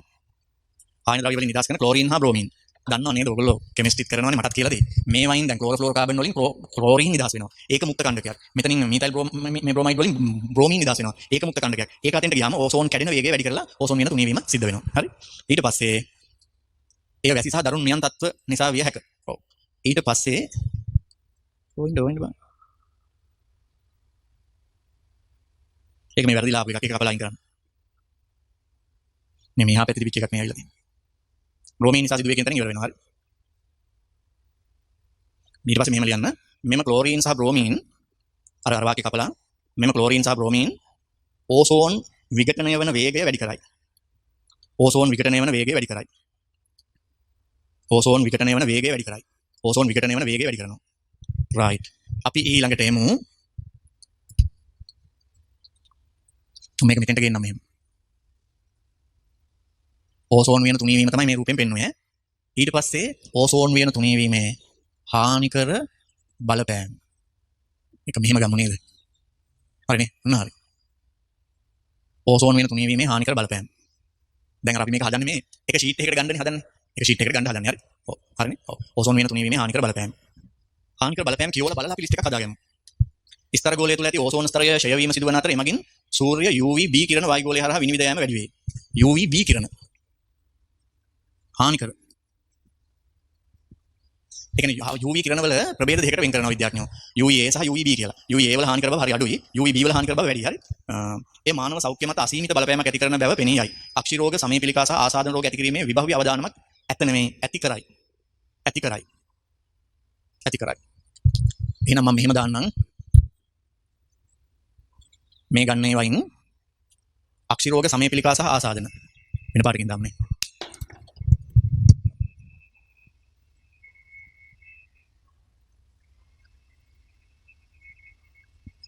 අක්ෂි රෝග, සමීපිලිකා සහ ආසාදන ඇති කිරීමට හේතු වෙනවා. හරි. විශේෂයෙන්ම UVB අපේ ඇහැ හරහා ගියායින් පස්සේ අක්ෂිකාචයේ තියෙන ප්‍රෝටීන වෙනස් වෙලා තන්තුමය ප්‍රෝටීන වැඩි වෙලා ඒක සුදු පාට වෙලා අක්ෂිකාචය ඇහි සුද මතුවීම වගේ තත්ත්වයක් ඇති වෙන්න පුළුවන්. මම මෙතන දානවා සුද කියලා. හරි. සුදා කියලා දාන්න එපා සුද මතුවීම. හරි. සමය පිළිකාවට ප්‍රධාන හේතුව UVB කියන වැටිච්ච ගමන් හැමේ තියෙන සෛල වල තියෙන න්‍යෂ්ටිය DNA මොනවා වෙන්න පුළුවන්ද? වෙනස් වෙන්න පුළුවන්. ආසාදන කිව්වම පොඩි අවුලක් එනවා. ආසාදන ඇතිවන්නේ සුද්ධ ජීවියෙක් නිසානේ. නමුත් මේක සුද්ධ ජීවියෙක් නෙමෙයිනේ. එතකොට මෙහෙමයි. සුද්ධ ජීවි ආසාදන ඇති වුනහම ඊට විරුද්ධව අපි ක්‍රියා කරන්නේ අපේ ප්‍රතිශක්තිය මගින්. UVB වලින් මොනවද අඩු කරනවද? ප්‍රතිශක්තිය අඩු කරනවා. එහෙනම් ආසාදන කියන එක ඇතුලේ මම මෙහෙම දාන්නම්. ප්‍රතිශක්තිය අඩු කරන්න හේතු වෙනවා. ප්‍රතිශක්තිය අඩු කරන්න හේතු වෙනවා. හරි. රයිට්. ඔය තුනම මිනිසාට. තව එහාට යමු අපි. ශාකවල කායික විද්‍යාත්මක සහ විකසන ක්‍රියාවලිය වලට UVB කිරණ වල බලපෑමක් ඇති වෙන බව අනාවරණය වී ඇත. UVB කිරණ ජීව විශේෂ වල සංයුතිය වෙනස් වීම වලට විකෘති ඇති කරන්න හේතු වෙන බව දැක්වෙනවා. ඒ නිසා පරිසර පද්ධති වල ජෛව විවිධත්වය වෙනස් කරයි. ඒ මුහුදු ජලජ ආහාර ජාල වල පදනම සාධන ශාක ප්‍රවාහංග ඍජුවම විනාශ කරයි. එමගින් මුහුදු පරිසර පද්ධති ආහාර ජාල වල සංයුතිය අඩු කරයි. UVB මත් වලට මත්ස්‍යයන්, කූනිස්සන්, කකුළුවන්, උභයජීවීන් සහ වෙනත් සතුන්ගේ පූර්ව විකසන අවස්ථාවලට හානි පැමිණිය හැක. ඒ කියන්නේ අරගේ ලපටි අවස්ථාවලට හානි ඇති වෙන්න පුළුවන්. ඒගොල්ලන් කියන්නේ අර ඒගොල්ලන් කියන කීට අවස්ථාව හැම ඒවට හානි සිද්ධ වෙන්න පුළුවන්. අපි කොහොමද ඔය ටික එකට එකතු කරලා ගන්නෙ? ශාක වලට කායික විද්‍යාත්මක හානිකර බලපෑම් ඇති කරනවා. ශාකවලට කායික හානිකර බලපෑම්. ඒ නිසා ප්‍රභා සංශ්ලේෂණය එහෙම අඩු වෙන්න පුළුවන්. හරි. ඊට පස්සේ පහ අරක ගන්න පුළුවන් ශාක ප්‍රවාහංග විනාශ වීම. අර අතන මම ගත්තේ සාගරයේ ශාක ප්‍රවාහංග විනාශ වීම. ඒකම මෙතන පිළිලා තියෙනවානේ ඕසෝන් වින තුනී වීම නිසා හානිකර UV ඇවිල්ලා නේ වෙන්නේ. ඒක ගන්න පුළුවන්. ඒතකොට ශාක ප්‍රවාහංග විනාශ වුණාම සාගරයේ තියෙන ආහාර ජාල සම්පූර්ණයෙන් අවුල් වෙන්න පුළුවන්. තව මොනවද ගන්න ඕනි? ජෛව විවිධත්වය අඩු වෙන්න පුළුවන්. අයි විවිධ ජීවීන්ට හානි සිද්ධ වීම නිසා ජෛව විවිධත්වය අඩු වීම. ඒතකොට දැන් ඔය ලපටි කීට අවස්ථාවල විකසනයට බාධා ඇති වීම ආදී සියලුම හේතු නිසා අවසානයේ වෙන්නේ ජෛව විවිධත්වය අඩු වීම. ඕන්න එතන ඒ ටික තියෙනවා. හරි. දැන් මම මේ අද උගන්වපු ඔක්කොම ටික ඔක ඇතුලේ තියෙනවා. හරි. ඔව් තේරෙනවද තියෙනවා. හරිද? මේ ඕසෝන් වින තුනී වීම. හරිද? ඔව්. මේ තුනී වීම යනු කුමක්ද? ඕසෝන් වින තුනී වීම යනු කුමක්ද? රූප සටහනෙන් ඒක තියෙනවා. මේ තියෙන්නේ. ඒක තියෙනවා. හරිද? එතකොට ඒකේ හානිකර බලපෑම් තියෙනවා. ගෝලීය පාරිසරික අර්බුද තියෙනවා. මේක කතා කළා මේක කතා කළා මේක කතා කළා දැන් තියන්නේ අම්ල වැසී කාන්තාරකරණය. දැන් බලමු ඉස්සෙල්ලා දාලා තියෙන්නේ කාන්තාරකරණය. රයිට් බලමු. ශුෂ්ක අර්ධ ශුෂ්ක වියලි උප ආර්ධ ප්‍රදේශවල සිදුවන දේශගුණික විචලනය සහ මිනිස් ක්‍රියාකාරීත්වයේ ඇතුළු විවිධ සාධක හේතුවෙන් භූමිය හායනය වන ක්‍රියාවලියයි කියලා තියෙන ක්‍රියාවලිය කියලා ඊ කියන කල ක්‍රියාවලිය කාන්තාරකරණය ලෙස හැඳින්වේ. කාන්තාරකරණය ලෙස හැඳින්වේ. ආයිත් ශුෂ්කකම අර්ධ ශුෂ්කකම වියලිකම උප ආර්ධ ප්‍රදේශවල සිදුවන දේශගුණික විචලනය සහ මිනිස් ක්‍රියාකාරීත්වයේ ඇතුළු විවිධ සාධක හේතුවෙන් භූමිය හායනය වීමේ ක්‍රියාවලිය කාන්තාරකරණයයි. මොකද මේ භූමිය හායනය වීමේ ක්‍රියාවලිය කියලා කියන්නේ දැන් මෙහෙම හිතමුකෝ අපි හිතමුකෝ අපි කටුපොළ ගාවක් කරනවා කියලා. කටුපොළ ගාවක් කරනවා කියලා අපි හිතමු. කටුපොළ ගාවක් කාලය තිස්සේ කරනකොට ඒක විසින් විශාල වශයෙන් ජලය උරාගෙන ඒකට විශාල වශයෙන් කුසල රසායන ද්‍රව්‍ය යොදලා රසායනික පොර යොදලා පස ලවණ තත්ත්වයකටපත් වෙලා පාංශුකාදනය වෙලා දැන් කටුපොළුත් වගා ගන්න බැරි තත්ත්වයකටපත් වෙලා නිකන් පොඩි පොඩි පඳුරු විතරක් ඇති වෙලා ඊට පස්සේ තව කාලයකදී තවත් මේක වේලිලා අන්තිමට ඒ තිබිච්ච භූමියේ පසේ තිබිච්ච වතුර ප්‍රමාණය අඩු වෙලා වියලි දූවිලි සහිත වියලි වැලි පසක් නිරාවරණය වෙලා කාන්තාර දේශගුණික තත්ත්වයක් ඇති වෙන එක තමයි කාන්තාරකරණය කියලා කියන්නේ. හරි. රයිට්. කාන්තාරකරණයට දායක වන සාධක. දැන් එමු නේද? කොතනින්ද ඔක දාගන්නේ අපි? මම මේක තව චුට්ටක් මට ඉඩ ගන්න ඕන හින්දා චුට්ටක් මේක වෙනස් කරනවා. හොඳේ.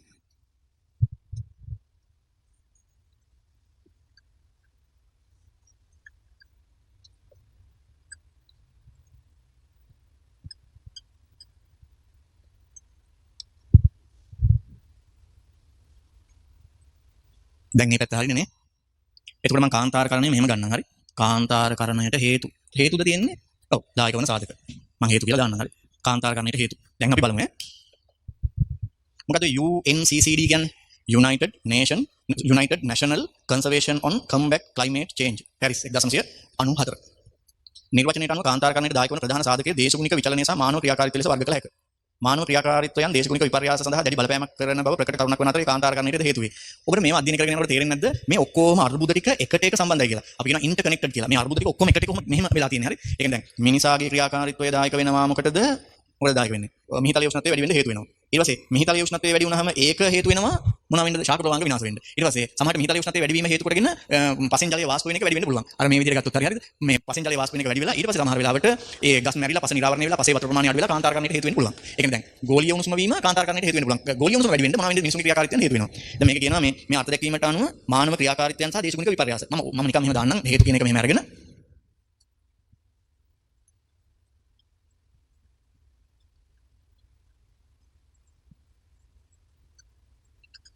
එතන මානව ක්‍රියාකාරීත්වයන් සහ දේශගුණික විපර්යාස හේතු වෙනවා. හරි. හරි. අපි යන පිටුට යමු. වනහායනයේ කාන්තාරකරණයට තවත් ප්‍රධාන සාධකයක් වන අතර ඒ මානව ක්‍රියාකාරීත්වය නිසානේ වනහායනය වෙන්නේ. හරි. ඒ හේතුවෙන් වර්ෂාපතනය අවක්ෂේපණය පාංශු ආර්ද්‍රතාවය භූගත ජල සංචායකවල ජලය නැවත පිරවීම අඩු කිරීමට ඍජු බලපෑමක් ඇති කරයි. එහෙනම් ඉතින් මෙහෙම ගමු නේද? මේකෙම දිගුවක් විදියට මානව ක්‍රියාකාරීත්වයන් යටතේ වනහරණය. ඒ වනහරණය වුණාම මොකද වෙන්නේ? මේක කියනවා වර්ෂාපතනය අඩු වෙනවා. වර්ෂාපතනය අඩු වෙනවා.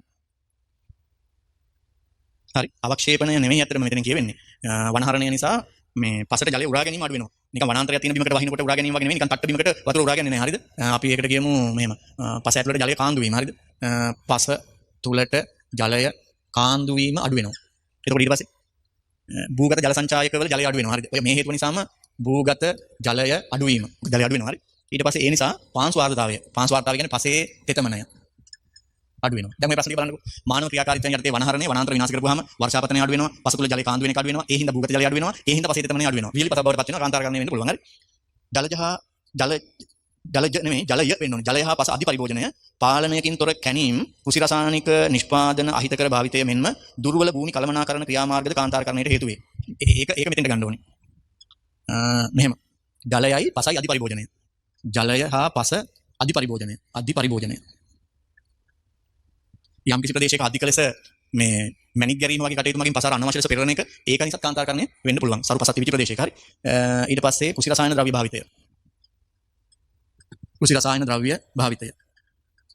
ද්‍රව්‍ය භාවිතය කියලා කියන්නේ දිලීරනාශක වල්නාශක විනාශක රසායනික පොර භාවිතය නිසා පස සම්පූර්ණයෙන්ම විනාශ වෙලා ගිහලා කාන්තාරකරණය බවට පත් වෙන පුළුවන්. මොකක්වත් දහක්ලක් හැදෙන තත්ත්වයට පත් වෙන්න පුළුවන්. ඒකයි. හරි. දුර්වල භූමි කළමනාකරණය. මම මේක දාන්න මේව පාංශු කාදනය. දුර්වල භූමි කළමනාකරණය.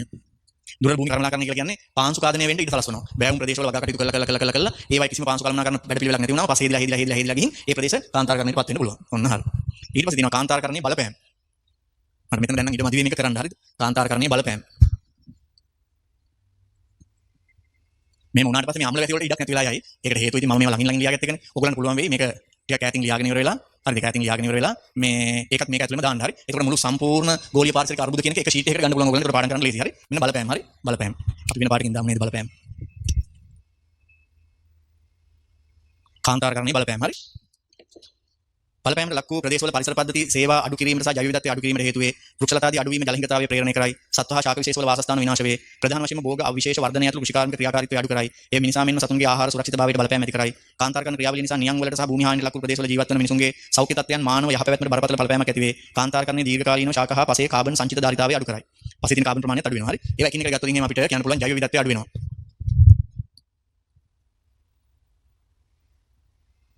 ජෛව විවිධත්වය අඩු වෙනවා. හරි. ඊට පස්සේ වෘක්ෂලතාදී අඩු වීම ජල හිඟතාවය ප්‍රේරණය කරනවා. ජල හිඟතාවය ඇති කරනවා. ඊට පස්සේ වාසස්ථාන විනාශ වෙනවා ශාක හා සතුන්ගේ.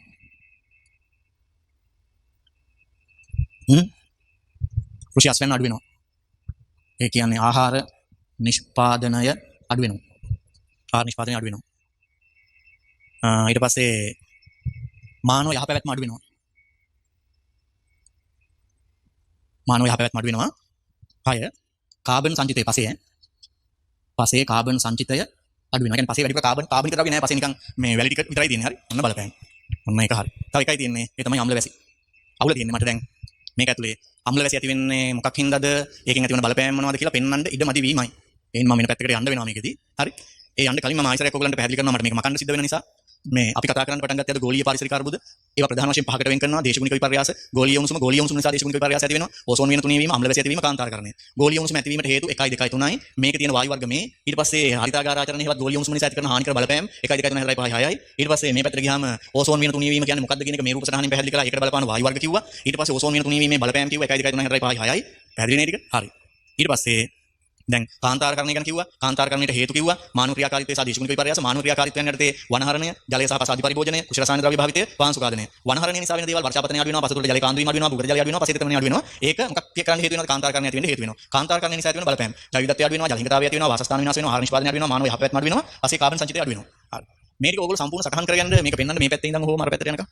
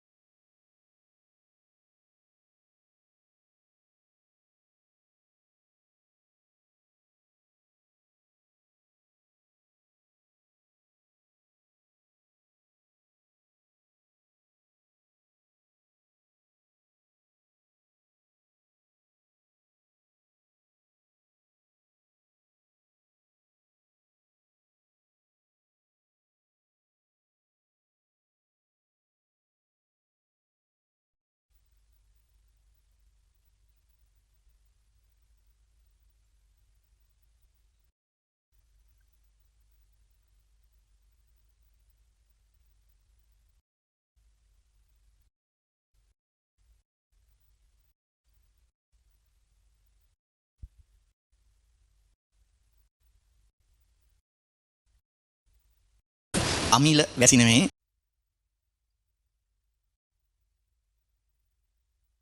හරි ඊට පස්සේ අපි බලමු අම්ල වැසි පිළිබඳව. අමිල වැසි නෙමෙයි අම්ල වැසි. අම්ල වැසි. අම්ල වැසි වඩාත් බරපතල ගෝලීය පරිසර ගැටලු අතරින් එකකි. එය ඇතිවන්නේ ප්‍රධාන වශයෙන් සල්ෆර් ඩයොක්සයිඩ් සහ නයිට්‍රජන් වල ඔක්සයිඩ් නිසා සිදුවන වායු දූෂණය මගිනි. මේ දූෂක නිදහස් වන්නේ ඝන අපද්‍රව්‍ය දහනය, තාප බලාගාර, රත වාහන එන්ජින්, පොසිල ඉන්ධන දහනය බඳු මානව ක්‍රියාකාරීත්වයන් මගිනි. අම්ල වැසි යනු අම්ල තැන්පත් වීම සඳහා සුලභව භාවිතා වන පදයක් වන අතර එයට වර්ෂාව, හිම, ධූමිකා සහ අහසෙන් වැටෙන වියලි අංශු කියන හැම එකක්ම අයිතිලු. අපවිත්‍රකරණය නොවූ අවක්ෂේපනද මදක් ආම්ලිකය. සාමාන්‍යයෙන් වැසි ජලයේ pH ගේ ප්‍රමාණය 5.6යි පමණ වන අතර ඊට හේතුව කාබන් ඩයොක්සයිඩ් දියවි කාබොනික් අම්ලය සෑදීමයි. අම්ල වැසි මීට වඩා අඩු pH ගයක් පෙන්විය හැක. දැන් මම මේ කොටසක් අයින් කරගන්නවා අම්ල වැසි වලට.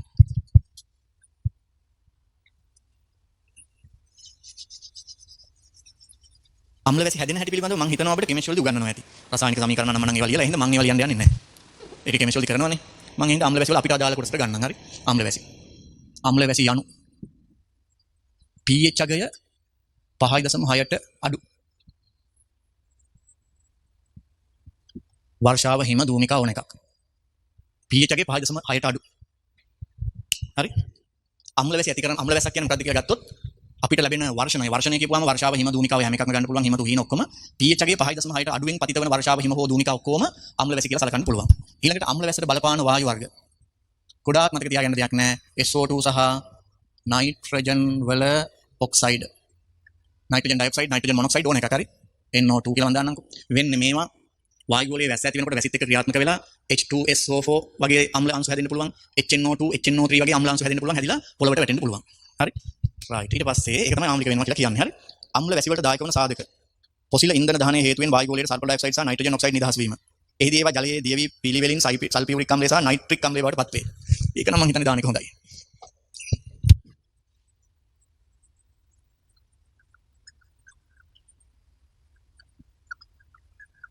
අම්ලය කියලා මහා ගොඩක් නෙමෙයි අම්ල අංශු හැදෙන්නේ. හරි. අම්ල අංශු හැදෙනවා. අම්ල අංශු. SO2 නයිට්‍රජන් වල ඔක්සයිඩ් හරිද? ඒවා හරිද? ඒවයින් අම්ල අංශු හැදෙනවා. හරිද? ඒ අම්ල අංශු වතුරත් එක්ක එකතු වෙලා වැස්සත් විදිහට පොළවට පතිත වෙන්න පුළුවන්. බලපාන වායු වර්ග. ඒක කතා කළේ. හරි. හරි. ඊට පස්සේ බලමු අපි. හරිනේ. මෙච්චරයි තියෙන්නේ. හරි. එතකොට මේකට තව මම හිතනවා තව ඈඳීමක් කළා නම් මෙන්න මෙහෙම හොඳයි කියලා මට හිතෙනවා. මේ වායු වර්ග නිදහස් වෙන්නේ කොහොමද කියන එක පිළිබඳව. මේ වායු වර්ග එන්නේ කොහෙන්ද කියන එක පිළිබඳව. කොහොම. මේක නැති දේවලුත් මට හිතෙනවා සමහර ඒවා ගන්න ඕන කියලා. මේක දීලා තියෙනවා මෙහෙම ඝන අපද්‍රව්‍ය දහනය. හරි.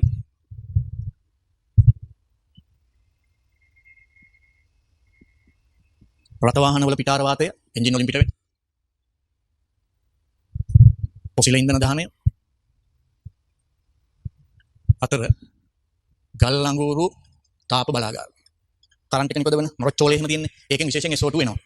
පැහැදිලිද ඒක? රයිට්. මේක තමයි බොහොම තද බල ලෙස එන එක. මේක ලොකු වටිනාකමක් තියෙනවා. ගල් අඟුරු තාප බලාගාර. ඒ වයින් තමයි වායු වර්ග ටික එන්නේ. මේක පොළ පාටින් දානවට වඩා හොඳයි. මෙහෙම දාන එක.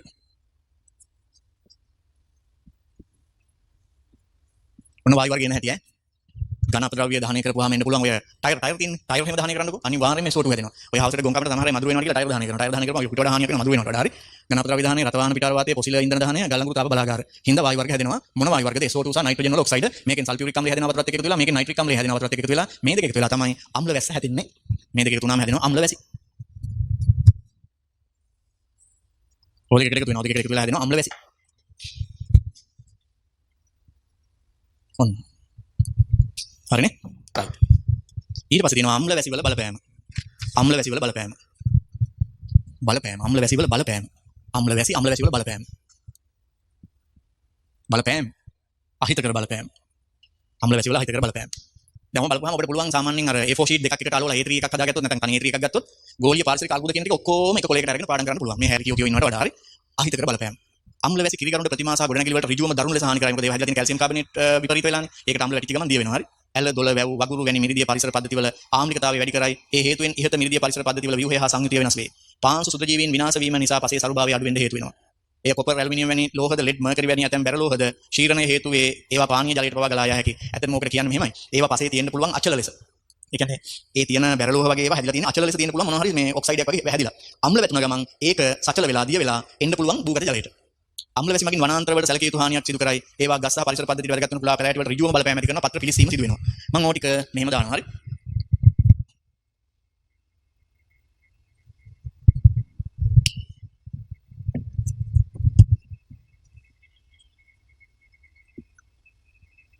අහිතකර බලපෑම්.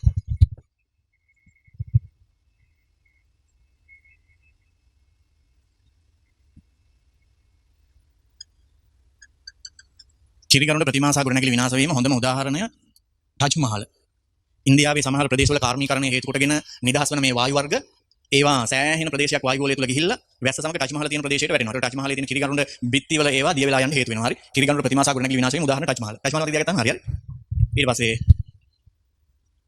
මිරිදිය පරිසර පද්ධති වල pH එක අඩු වීම. මිරිදිය පරිසර පද්ධති වල pH එක අඩු වීම. ඒ කියන්නේ ඇල දොල ගංගා වැව් කොකුණු ලිං වල පවා pH එක අඩු වෙනවා. නැත්නම් ආම්ලික වීම. ආම්ලික වෙනවා. ඊළඟට පාංශු සුත්‍ර ජීවීන් විනාශ වීම 1 2 3. ඒක හරියම වැදගත්. හරි. පස්සේ ආම්ලිකතාවය වැඩි වීම නිසා පාංශු සුත්‍ර ජීවීන් විනාශ වීම. ඉතින් අපිට මොකද කියලා හිතෙන්න පුළුවන්. පස්සේ සුත්‍ර ජීවීන් විනාශ වුණාම නයිට්‍රජන් චක්‍රය, කාබන් චක්‍රය, සල්ෆර් චක්‍රය, ෆොස්ෆරස් චක්‍රය ඔක්කොම අවුල් වෙලා යනවා. පස්සේ තියෙන පෝෂක අඩු වෙනවා. පස්සෙන් ගහකට පෝෂක ලබා ගන්න තියෙන හැකියාවත් අඩු වෙනවා. පස්සේ සුත්‍ර ජීවීන් හිතකරය විනාශ වීම නිසා. 4. ලෝහ අයන පස්සේ භූගත ලෝහ අයන සක්‍රිය වී භූගත ජලයට එකතු වීම. දැන් ක්‍රෝමියම් තියෙන්න පුළුවන් පස්සේ මේ දිය වෙන්නේ නැහැ වතුරේ. දිය වෙන්නේ නැති සංකීර්ණයක් විදිහට තියෙන්න පුළුවන්. ඔබ දන්නවනේ ඇල් වතුරට දිය වෙන්නේ නැති එකකට අම්ලයක් දාපුවම දිය වෙනවනේ. දැන් ඇල් වතුරට යම්කිසි ලෝහයක් දානවා දිය වෙන්නේ නැහැ. හැබැයි ඒ ලෝහය ආම්ලික ද්‍රාවණයක ගිල්ලා තිබ්බම දිය වෙනවනේ. ඒ වගේ භූගත මේ ලෝහ අයන සක්‍රිය වෙනවා පසට ආම්ලික ජලය වැටුනහම. එහෙම වෙලා ඒක සක්‍රිය වෙලා භූගත ජලයට එකතු වෙලා භූගත ජලය දූෂණය වෙන්න පුළුවන්. ඊළඟ ඊට පස්සේ පස්වෙනි එක ශාක වල පත්‍ර පිලිසීම. කෙලිම අම්ල වැසි වැටීම නිසා ශාක වල පත්‍ර පිලිසීම සිදු වෙනවා. ඔන්න තියෙනවා හිතකර බලපෑම්. ආයි බලන්න. අම්ල වැසි නිසා හිතකර බලපෑම් කිරිගරුඬ ප්‍රතිමා ගොඩනැගිලි විනාශ වීම ටජ් මහල් මතක තියාගන්න. මිරිදිය පරිසර පද්ධතිය වල pH එක අඩු වෙලා ඒ පරිසර පද්ධතිය ආම්ලික වීමෙන් ඒකේ ඉන්න මත්ස්‍යයින් උභය ජීවීන් උරගයින් සේරම දෙනාට හානි සිදු වෙනවා. පස්සේ ආම්ලිකතාවය වැඩි වෙලා පාංශු සුද්ධ ජීවීන් විනාශ වෙනවා. ඊට පස්සේ සරුබ බඩ වෙනවා. භූගතව තියෙන සචල නැති ලෝහ අයන වලට අම්ල වැසි වැටුනහම ඒවා සචල වෙලා භූගත ජලයට එකතු වෙලා පානීය ජල ප්‍රවාහ දූෂණය වෙනවා. ශාක පත්‍ර මත වැටුනහම ආම්ලික ජලය අම්ල වැසි කෙලිම ශාක පත්‍ර පිලිසීමට ලක් වෙනවා. ඕනම තමයි ඒකේ බලපෑම. එතකොට අපි අද පටන් ගත්ත පාඩමේ මාතෘකාව නිතරින් ඉවර වෙනවා. එතකොට තව එක මාතෘකාවයි පාරිසරික ජීව විද්‍යාව 8 වෙනි එකේ තව එක මාතෘකාවයි තියෙන්නේ. මේ පටන් ගත්ත මාතෘකාව ගැන ඔබ අවධානය යොමු කරන්න. ගෝලීය පාරිසරික අර්බුද, ඒවට ගන්නවා දේශගුණික විපර්යාස, ගෝලීය උණුසුම, ඕසෝන් වියන තුනී වීම, අම්ල වැසි ඇතිවීම, කාන්තාරකරණය. ගෝලීය උණුසුම දේශගුණික විපර්යාස වලට බලපානවා. එතකොට ගෝලීය උණුසුමට හේතු මොනවද? හානිකර බලපෑම් මොනවද?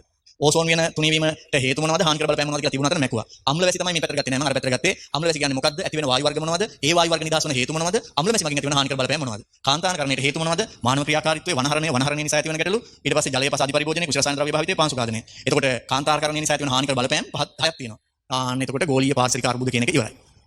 ඊළඟට අපිට තියෙන අන්තිම මාතෘකාව කතා කරන්න පරිසර සංරක්ෂණයට අදාළ අන 50 සහ සම්මුති. ඒක චුට්ටයි තියෙන්නේ. ඒක කතා කරපුවාම මේකේ මොකක් වෙනවද? අවසන් වෙනවා. එතකොට දැන් 2021 පන්තියේ අපි 1 2 3 4 5 6 7 8 වෙනකන් කතා කරලා තියෙනවා. තව තියෙන 9යි 10යි 10 වෙනි එකේ අපි මේක උනම් පටන් ගන්නවා. ඊට පස්සේ 9 වෙනි එකේ සුද්ධ ජීව විද්‍යාව කරපුවාම සිලබස් එක ඉවරයි. අපි මේක ඊට කතා කරනවා. හරි. හොඳයි අපි දැන් එනවා පාරිසරික ජීව විද්‍යාවේ අවසානම මාතෘකාවට. පරිසර සංරක්ෂණයට අදාළ සම්මුති. සම්මුති තියෙනවා මේකේ 8ක්. ඒ සම්මුති වල නම් සහ ඒවයින් බලාපොරොත්තු වෙන්නේ මොකක්ද කියන එක තමයි කතා කරන්න යන්නේ. එතකොට ඒකේ පළවෙනි සම්මුතිය අපි හඳුන්වන්නේ එක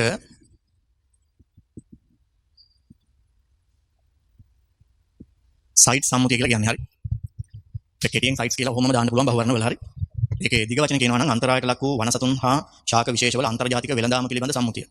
ඉතින් දැන් ලෝකයේ රටවල් අතර සමහර දුර්ලභ ශාක හා සත්ත්ව විශේෂ වෙළඳාමක් සිද්ධ වෙනවා. උදාහරණයක් ගත්තොත් දැන් අප්‍රිකාවේ ඉන්නවා ලං ෆිෂ්ලා කියන්නේ පෙනහැලි මත්ස්‍යයින්. ඒ පෙනහැලි මත්ස්‍යයින් ඉන්නේ ඉතාම සීමිත සංඛ්‍යාවක්. ඒ වුණාට විවිධ රටවල් වල සත්වෝද්‍යාන වල ටැංකිය වල දාලා පෙනහැලි මත්ස්‍යයින් පෙන්වන්න ඉන්නවා. එතකොට ඒ වගේ විශේෂ වල තියෙන අති දුර්ලභ බව නිසා ඒ සත්වෝද්‍යානයේ නරඹන්න ගොඩාක් අයගේ ඉල්ලුමක් ඇති වෙනවා. මේ පෙනහැලි මත්ස්‍යයා ඉන්න නිසා බලන්න යනවා. එතකොට පෙනහැලි මත්ස්‍යයින් ඉන්න රටේ මිනිසුන්ට ඒ ඉන්න ස්වභාවික ජලාශ වලින් පෙනහැලි මත්ස්‍යව අල්ලලා ලොකු ගානකට විකුණ ගන්න පුළුවන් වෙනවා. ඔබ හිතන්න ඒ විදිහට දිගටම පෙනහැලි මත්ස්‍යයින් අල්ලලා විකුණන්න ගියොත් එහෙම ඔවුන්ගේ ඉන්න සංඛ්‍යාව ඉතාම අඩු නිසා සංඛ්‍යාව හොඳටම අඩු වෙලා ඒගොල්ලෝ නැතරම නැති වෙලා යයි. ඒ හින්දා අන්තරායට ලක් වෙච්ච ශාක හා සතුන්. අන්තරායට ලක් වෙච්ච කියන වචනේ අයින් කළා මම කියන්නම්කෝ. අතිශයින් දුර්ලභ ශාක හා සතුන්. අතිශයින් දුර්ලභ ශාක හා සතුන්. අතිශයින් දුර්ලභ ශාක හා සතුන් මේ විදිහට පාලනයකින් තොරව එක රටකින් තව රටකට වෙළඳාම කළොත් එහෙම ඔවුන්ගේ පැවැත්මට දැඩි තර්ජනයක් එල්ල වෙනවා. ඒක නිසා ඒකට යම්කිසි නීති රීති ටිකක් ගේන්න ඕනි. ඒ නීති රීති ටික ගේන්න තමයි සයිට්ස් කියන සම්මුතිය හදලා තියෙන්නේ. අපි කියවලා බලමු. අරමුණු වනසතුන්ගේ අං සම් වැනි නිදර්ශක සහ සම්පූර්ණ ශාක කොටස් අන්තර්ජාතික වෙළඳාම මගින් ඒවායේ පැවැත්මට තර්ජනයක් නොවන බව තහවුරු කිරීම තමයි මේකේ අරමුණ වෙන්නේ. සයිට්ස් කානුව ඇතැම් ජීව විශේෂ අපනයනය සඳහා පෙර අනුමැතිය සහ අපනයන බලපත්‍රයක් ඉදිරිපත් කිරීම අවශ්‍ය වේ. දැන් අපි හිතමුකෝ ලංකාවෙන් අපි දිව්‍යයන්ගේ හම් පිටරටට යවන්න පුළුවන් නම් ලොකු මුදලක් හොයන්න පුළුවන්. ඒ ඇවිල්ලා ව්‍යාපාරික වශයෙන්. ඒතර දිව්‍යයන්ගේ හම් එහෙම යවනම නම් ඒකට කිසිම පාලනයක් නොමැති වුණොත් මොකක් වෙයිද? ඒකට කිසිම පාලනයක් නැති වුණොත් මොකක් වෙයිද? වෙන දේ තමයි මේ පරිසර පද්ධතිය වල ඉන්න සියලුම දිවියෝ මරලා ඒවා අපනයනය කරයි.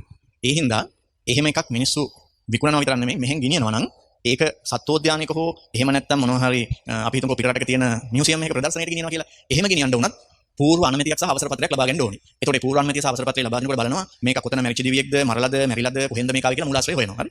ඒ වගේම සීකස් කියන ශාකය නැත්නම් මදු නෙමෙයි මඩු ශාක වල කොටස් හෝ මඩු ශාක අපනයනය කිරීමේදී එවැනි සීමා දාලා තියෙනවා. ඒ ලංකාවේ උදාහරණ මේ දාලා තියෙනවා. හරි. අපනයන බලපත්‍රයක් ප්‍රදානය කරන ලබන්නේ එම විශේෂ අපනයනෙන් එහි පැවැත්මට හානියක් සිදු නොවේ නම් පමණි. ඔව්.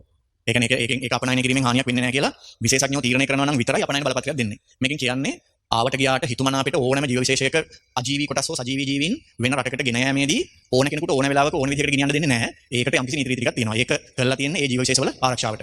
ඒ සඳහා නීති රීති සකස් කරලා තියෙන්නේ සයිට්ස් කියන කිවිසුම මගින්. ඊළඟ දෙවෙනි එක ජෛව විද්‍යාත්මක විවිධත්ව සම්මුතිය. ඔකට ජෛව විවිධත්ව සම්මුතිය කියලා කියනවා. හරිද? ජෛව විවිධත්ව සම්මුතිය කියලා කියනවා ඔකට.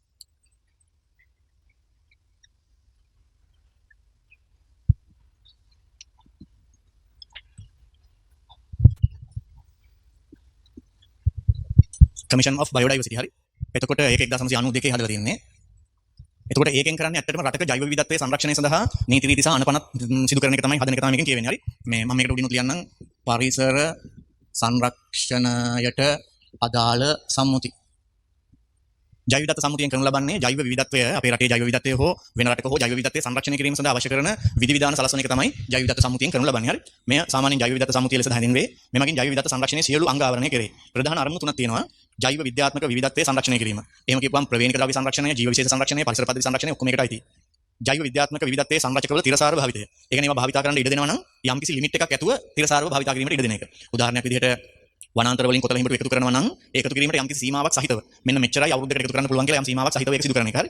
ප්‍රවේණික සම්පත් නිසා ලැබෙන ප්‍රතිලාභ සාධාරණ හා සමානාත්මතාවයෙන් යුක්තව බෙදා ගැනීම. ඒකෙන් අදහස් වෙන්නේ මෙහෙමයි. දැන් කොතල හිඹුරු ලංකාවේ තියෙනවා. ඊට පස්සේ ලංකාවේ අය ඒ ගැන වැඩි හොයලා බැලුවේ නැති වෙලාවක ජපානයේ අය ඇවිල්ලා ඒ වෙනක අධ්‍යයනය කරලා ඒ කොතල හිඹුරු වල තියෙන යම්කිසි රසායනික ද්‍රව්‍යකින් ඖෂධයක් නිපද වීමට අවශ්‍ය කරන පේටන්ට් බලපත්‍රය ගන්නවා ජපානයට. එතකොට කොතල හිඹුරු තියෙන්නේ ලංකාවේ අපි උනත් ඖෂධයක් නිපදවනවා නම් ඒකෙන් ඒගොල්ලන්ට පේටන්ට් බලපත්‍ර ගාස්තු ගෙවන්න වෙනවා. අපේ සම්පත් වලට වෙන අයට ගාස්තු ගෙවන්න වෙනවා. එතකොට ඒකට අපි සාමාන්‍යයෙන් කියන්නේ ජෛව විවිධත්ව මංකොල්ලය කියලා. යම් කිසි රටක ඉන්න මිනිස්සු ජෛව විවිධත්වයේ වටිනාකම ගැන දන්නේ නැති වුනහම දියුණු ඒ පිළිබඳව දන්න රටවල් වල අය ඇවිත් අර ජෛව විවිධත්වය හොර රහසේ මංකොල්ල කරනවා. ඒක වළක්වන්න ජෛව විවිධත්ව සම්මුතිය යොදා ගන්න පුළුවන්. හරි? රයිට්. ඊළඟ තුන්වෙනි එක එනවා රැම්සාර් සම්මුතිය නැත්නම් තෙත්බිම් සම්මුතිය. රැම්සාර්.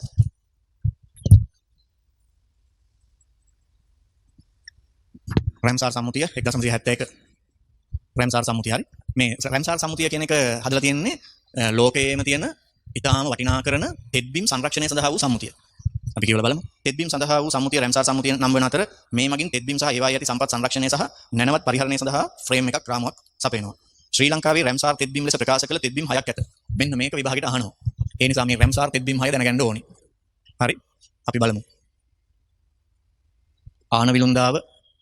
එතකොට විල්පත්තුව. ඒක විල් තියෙනවනේ හරියට පත්තුවක් තියෙනවා. විල්පත්තුවේ හරි. වන් කාලේ අතර කුමන ඊට පස්සේ කුමන වන් කාලේ මාදුගඟ සහ බූන්දල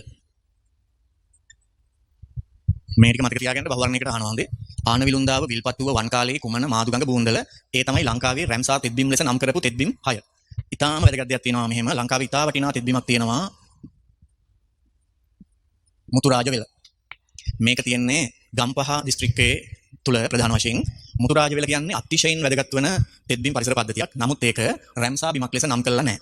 රැම්සාර් බිමක් ලෙස නම් කරලා නැතිවීම හේතුවෙන් ඒක මම හිතන්නේ මේක රැම්සාර් බිමක් ලෙස නම් කරලා නැති නිසාම වෙන්න ඇති. හරියට අනවසර කර්මාන්ත වැලි කැණීම් ඒ වගේ ගොඩාක් ಜಾති මේක ඇතුලේ සිද්ධ වෙනවා. ඒ නිසා මුතුරාජවෙලත් රැම්සාර් භූමියක් ලෙස නම් කරගන්න පුළුවන් නම් ගොඩක් හොඳයි.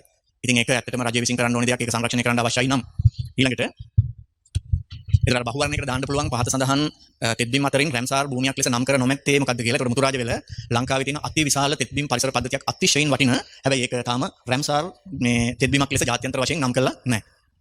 ඊළඟ එක හතරවෙනි එක මාපෝල් සම්මුතිය. මහපොල් නෙමෙයි මාපෝල්.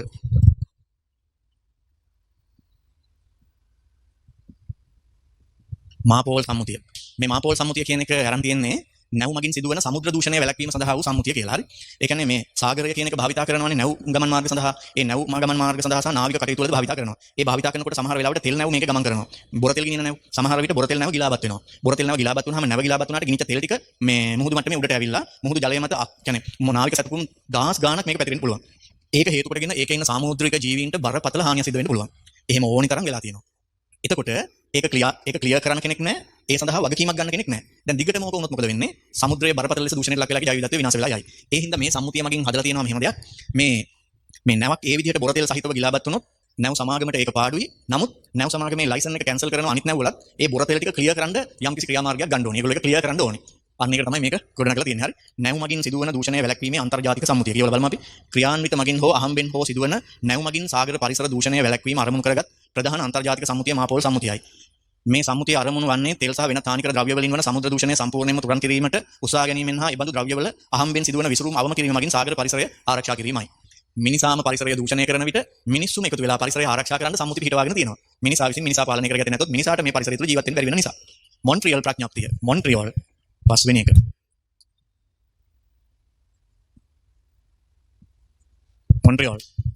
මොන්ට්‍රියල් ප්‍රඥප්තිය 1989. ඒක අලුත් නේද? මොන්ට්‍රියල් කෙටුම්පත යන ඕසෝන් ස්තරය ෂේ කරන ද්‍රව්‍ය වලට අදාළව ඕසෝන් ස්තරය ආරක්ෂා කර ගැනීමට අන්තර්ජාතික පිළියම් සහිතව සැකසූ කෙටුම්පතකි. මෙහිදී ඕසෝන් ස්තරය ෂේ වීමට වගකිය යුතු ද්‍රව්‍ය ගණනාවක් නිපදවීම අධියරින් අධියර ඉවත් කිරීම සඳහා සැලසුම් ඉදිරිපත් කර ඇත. මේකේ ප්‍රතිඵලය වෙනකොට අද වෙද්දී ක්ලෝරෝෆ්ලෝරෝකාබන් කියන ඕසෝන් වලට හානි කරන ප්‍රධානම රසායනික සංයෝගය දැන් ලෝකේ අති බහුතරයක් රටවල් විසින් භාවිතය නවත්තන තැනට ඇවිත් තියෙනවා. එතකොට ඒකෙදි යම් සීමා දුන්නා විකල්ප වායු වර්ගයක් භාවිත කරන්න කියලා. මොකද ඒකට වායු සමීකරණ ශීතකරණ වලට තමයි ක්ලෝරෝෆ්ලෝරෝකාබන් පාවිච්චි කරේ. ඒකින්ද දුන්නා මේ වායු සමීකරණ හා ශීතකරණ වලට මේ වායු වර්ගය භාවිත කරන්න නැතුව වෙන විකල්පයක් නිපදවන්න කියලා. එතකොට මේ නිපදවපු විකල්ප වායු වර්ගයේ ගණන් වැඩි නිසා සමහර දුප්පත් රටවල් වලට CFC භාවිත කරන්න අවස්ථාව දුන්නා. කෙසේ වෙතත් යම් කාලෙකින් පස්සේ දැන් මේ වන විට ලෝකේ CFC භාවිත කරන රටවල් නැති තරම් ඒ වායු නිපදවන්නේ නැති තරම්. ඒ නිසා ඕසෝන් වෙන තුනී වීම වුණා. දැන් ඉස්සරහට වෙන වේගය අඩු වෙලා තියෙනවා. හරි. කියෝතෝ සම්මුතිය 1977.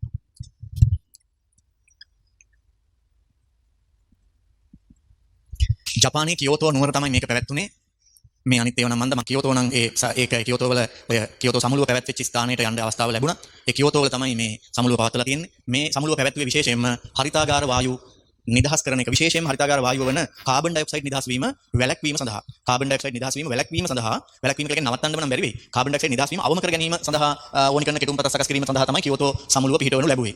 ඒක විශේෂයෙන්ම කාර්මික වශයෙන් දියුණු වෙච්ච රටවල්, කාර්මිකරණයට ලක් වෙච්ච රටවල් තියෙනවානේ. ඒ රටවල් විශාල වශයෙන් කාබන් ඩයොක්සයිඩ් නිදහස් කරනවා. ඒ නිසා හරිතාගාර ආචරණය ඇතිවලා මිහිතල උෂ්ණත්වය වැඩි වෙනවා. ඒකේ බලපෑම ඒ රටවල් වලට කරන්නේ මේ සමහරට ඒ රටට බලපානවට වඩා සමහරට කිසිම කාර්මිකරණයක් නැති රටක සාගර ජල මට්ටම ඉහළ ගිහිල්ලා වැහිලාම යන්න පුළුවන්. ඉතින් ඒක නිසා ලිමිට්ස් දාන්න තමයි මේකෙන් බලාපොරොත්තු වෙන්නේ. දේශගුණ විපර්යාස පිළිබඳ එක්සත් ජාතීන්ගේ රාමුගත සම්මුතිය හා බැඳුණු අන්තර්ජාතික ගිවිසුමකි. හරිතාගාර වායු ග්‍රීන් හවුස් ගෑසස් විමෝචනයේ ඉලක්ක මට්ටම කරා අඩු කිරීමට එහි පාර්ශ්වකරුවන් එකඟ කරවා ගැනීමට ඒ කැපවී ඇත. 2012 දී ආපහු දෝහා කටාරෙහි කියෝතෝ සම්මුතිය සඳහා දෝහා සංශෝධනය ගොඩනගා ගන්න ලදී. ඒ කියන්නේ 77 එක 2012 දී සංශෝධනය කළා තියෙනවා දෝහා කටාරවලදී. හරි. මේ වගකීමට බැඳුණු කාලය තුල ඒ කියන්නේ 2013 ඉඳන් 2020 වෙනකම් පහ වුණා. 2020 පහ වුණානේ. හරි. ඒකට අයිති පාර්ශ්වකරුවන් කියන රටවල් ග්‍රීන් හවුස් ගෑසස් විමෝචනයේ අවම වශයෙන් 18%කින් අඩු කිරීමට කැපවී ක්‍රියා කර ඇත. එහෙම උනායි කියලා ලෝකේ උෂ්ණත්වය වැඩිවීම සැලකිය යුතු මට්ටමකින් නම් අඩු වෙලා නැහැ. මොකද ලෝකේ හැම රටක්ම බලන්නේ කාර්මික වශයෙන් දියුණු වෙන්න. ඒතර හැමෝම කර්මාන්තශාලා වලින් පටන් ගන්න තමයි බලන්නේ. ඒතර හැමෝම කාබන් ඩයොක්සයිඩ් පිට කරනවා වායු වලට. ඒතර වායු වලේ කාබන් ඩයොක්සයිඩ් සාන්ද්‍රණය වැඩි වෙනවා. මට හිතෙනවා දැන් ආයෙසරයක් මේක මේ සම්මුතිය නම් ආයෙ තියලා වෙලා රටවල් වලට ලිමිට්ස් දාන්න වෙනවා. කොච්චරද කාබන් ඩයොක්සයිඩ් පිට කරන්න කියන එක පිළිබඳව. හරි. ඊට පස්සේ බාසල් සම්මුතිය. බාසල්. මේක බේසල් සම්මුතිය කියලා සමහර වෙලාවට ශබ්ද කරනවා බේසල් හෝ බාසල්.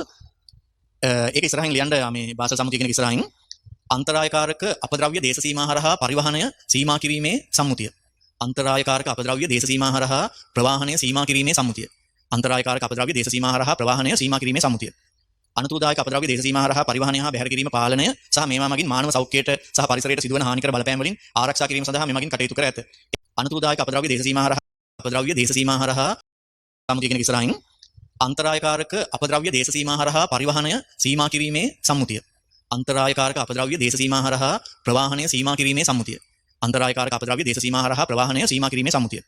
අනතුරුදායක අපද්‍රව්‍ය දේශ සීමා හරහා පරිවහනය හා බැහැර කිරීම පාලනය සහ මේවා මගින් මානව සෞඛ්‍යයට සහ පරිසරයට සිදුවන හානිකර බලපෑම් වලින් ප්‍රවාහනය සීමා කිරීමේ සම්මුතිය. අනතුරුදායක අපද්‍රව්‍ය දේශ සීමා හරහා පරිවහනය හා බැහැර කිරීම පාලනය සහ මේවා මගින් මානව සෞඛ්‍යයට සහ පරිසරයට සිදුවන හානිකර බලපෑම් වලින් ආරක්ෂා කිරීම සඳහා මේ මගින් කටයුතු කර ඇත. එහි විශේෂපතේ මගින් අනතුරුදායක අපද්‍රව්‍ය ලෙස පුළුල් පරාසයක අපද්‍රව්‍ය සලකා බැලේ.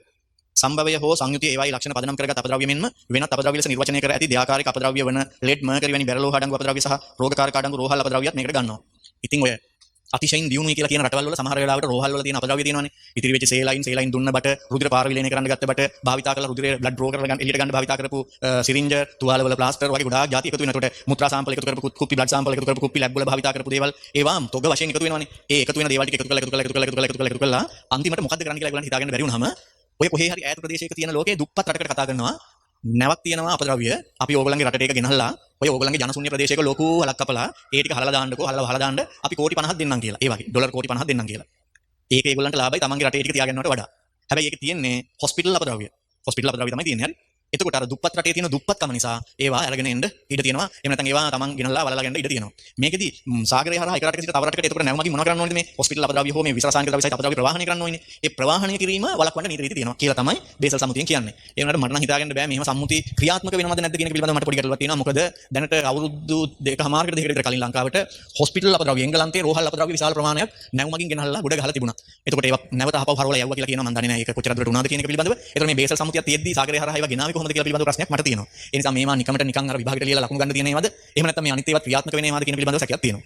8 වෙනි එක ශාක හා සත්ව ආරක්ෂණ ආඥා පනත. 8 වෙනි එක ශාක හා සත්ව ආරක්ෂණ ආඥා පනත. මෙන්න මේ ටික ඔක්කොම ජාත්‍යන්තර ඒවා. මේක ජාත්‍යන්තර ඒවා. අර අන්තිම එක විතරක් ලංකාවේ විතරක් ක්‍රියාත්මක වෙන පනතක්. හරි. ඔකට කියනවා වනසත්ව හා තුරුලතා ආරක්ෂක පනත කියලා තියෙනවා. වනසත්ව හා තුරුලතා ආරක්ෂක පනත කියලා කියනවා. හරි. 1937. 1937.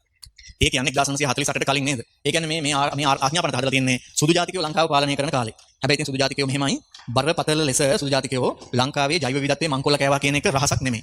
ලංකාවේ තිබිච්ච පුස්කොළ පොත් නේ අපේ තාක්ෂණික දැනුම තියෙන දේවල් ඊට පස්සේ අපේ තියෙන පෞරාණික වස්තු අපේ මුතුමැණික් විතරක් නෙමෙයි ජෛව විවිධත්වය අධික ලෙස මංකොල්ල කෑවා. හොඳම උදාහරණය තමයි කළුවර ගස් වඳ උනේ මේ සුදු ජාතිකයෝ ඒවා විශාල වශයෙන් කපලා ඉරලා තමන්ගේ රටවල වලට පටවපු නිසා. ඒක අවිවාදිතයි. ඊළඟට කඳුකර ප්‍රදේශවල තේව ගාවට මහ වනාන්තර විශාල ප්‍රමාණයක් විනාශ කරපු නිසා අන්තිමට මොකද වුනේ? ජෛව විවිධත්වය විනාශ වෙලා ගියා. ඒක ඉතින් පැහැදිලි. අන්තිමට ඒගොල්ලොත් මම හිතන්නේ අන්තිම කාලේ වෙනකොට ඒගොල්ලොත් හිතලා තියෙනවා මේ වනසතුන් සහ තුරුලතා ආරක්ෂා කරන්න ඕනේ කියලා ඒගොල්ලන්ටම තේරිලා තියෙනවා. ඒ හින්දා තමයි ඒගොල්ලෝ මේ පනත හදලා තියෙන්නේ. ඊට පස්සේ මේක අපව සංශෝධනය කරලා තියෙනවා. සංශෝධිත අවුරුද්දක් දාලා නැහැ. සංශෝධනය කරලා තියෙනවා අපව. මේ ආඥා පනත ඕගොල්ලන්ට වනජීවි දෙපාර්තමේන්තුවෙන් සල්ලි දීලා ගන්නත් පුළුවන් පොඩි පොතක් තියෙනවා. හරි. ඒ මුළු ආඥා පනත මේකේ තියෙනවා. හරි. ඊට මේකෙන් කරන්නේ ශාක හා සතුන් ආරක්ෂා කිරීම සඳහා තියෙන ආඥා පනතක්. හරි. 1937 අංක 2 දරන ආඥා පනත සහ පසුව සිදු කළ සංශෝධන මගින් ශ්‍රී ලංකාවේ වනජීවීන් සහ ශාකවලට ආරක්ෂාව සලසනු ලැබේ. මේ නීති බලාත්මක කිරීමට වගකිව යුතු අධිකාරිය වනජීවී සංරක්ෂණ දෙපාර්තමේන්තුවයි. ජාතික වනෝද්‍යාන වන පිවිසුම් දැඩි ස්වභාවික රක්ෂිත සහ අභය භූමි ක්‍රියාත්මක කිරීම හා කළමනාකරණය ශාක හා සත්ව ආරක්ෂක ආඥා පනත යටතේ සිදු වෙනවා. ඔන්න ඔය ටික තමයි පරිසර සංරක්ෂණයට අදාළ සම්මුති වෙන්නේ. සම්මුති යටත් තියෙනවා. ඔබට දැන් මේ ටික ලිව්වට පස්සේ ඒවා මොනවා සම්බන්ධයෙන්ද තියෙන්නේ කියලා කියන්න පුළුවන් වෙන්න ඕනේ. හොඳයි එහෙනම් අපි 8 වෙනි එකකය ඒ කියන්නේ මොකක්ද 8 වෙනි එකකේ පාරිසරික ජීව විද්‍යාව මේ ලෙස අවසන් කරනවා. පාරිසරික ජීව විද්‍යාවේ අපි එපිසෝඩ් නැත්නම් පාඩම් 7ක් කළා. මේ 7 වෙනි කොටස 1 2 3 4 5 6 7 කොටස් 7කින් පාරිසරික ජීව විද්‍යාව සම්පූර්ණයෙන් අවසන් වෙනවා. ඊට පස්සේ අපි ඊළඟට පටන් ගන්නේ විවහාරික ජීව විද්‍යාව. ඊළඟට පටන් ගන්නේ සුද්ධ ජීව විද්‍යාව. ආයිබෝවන්.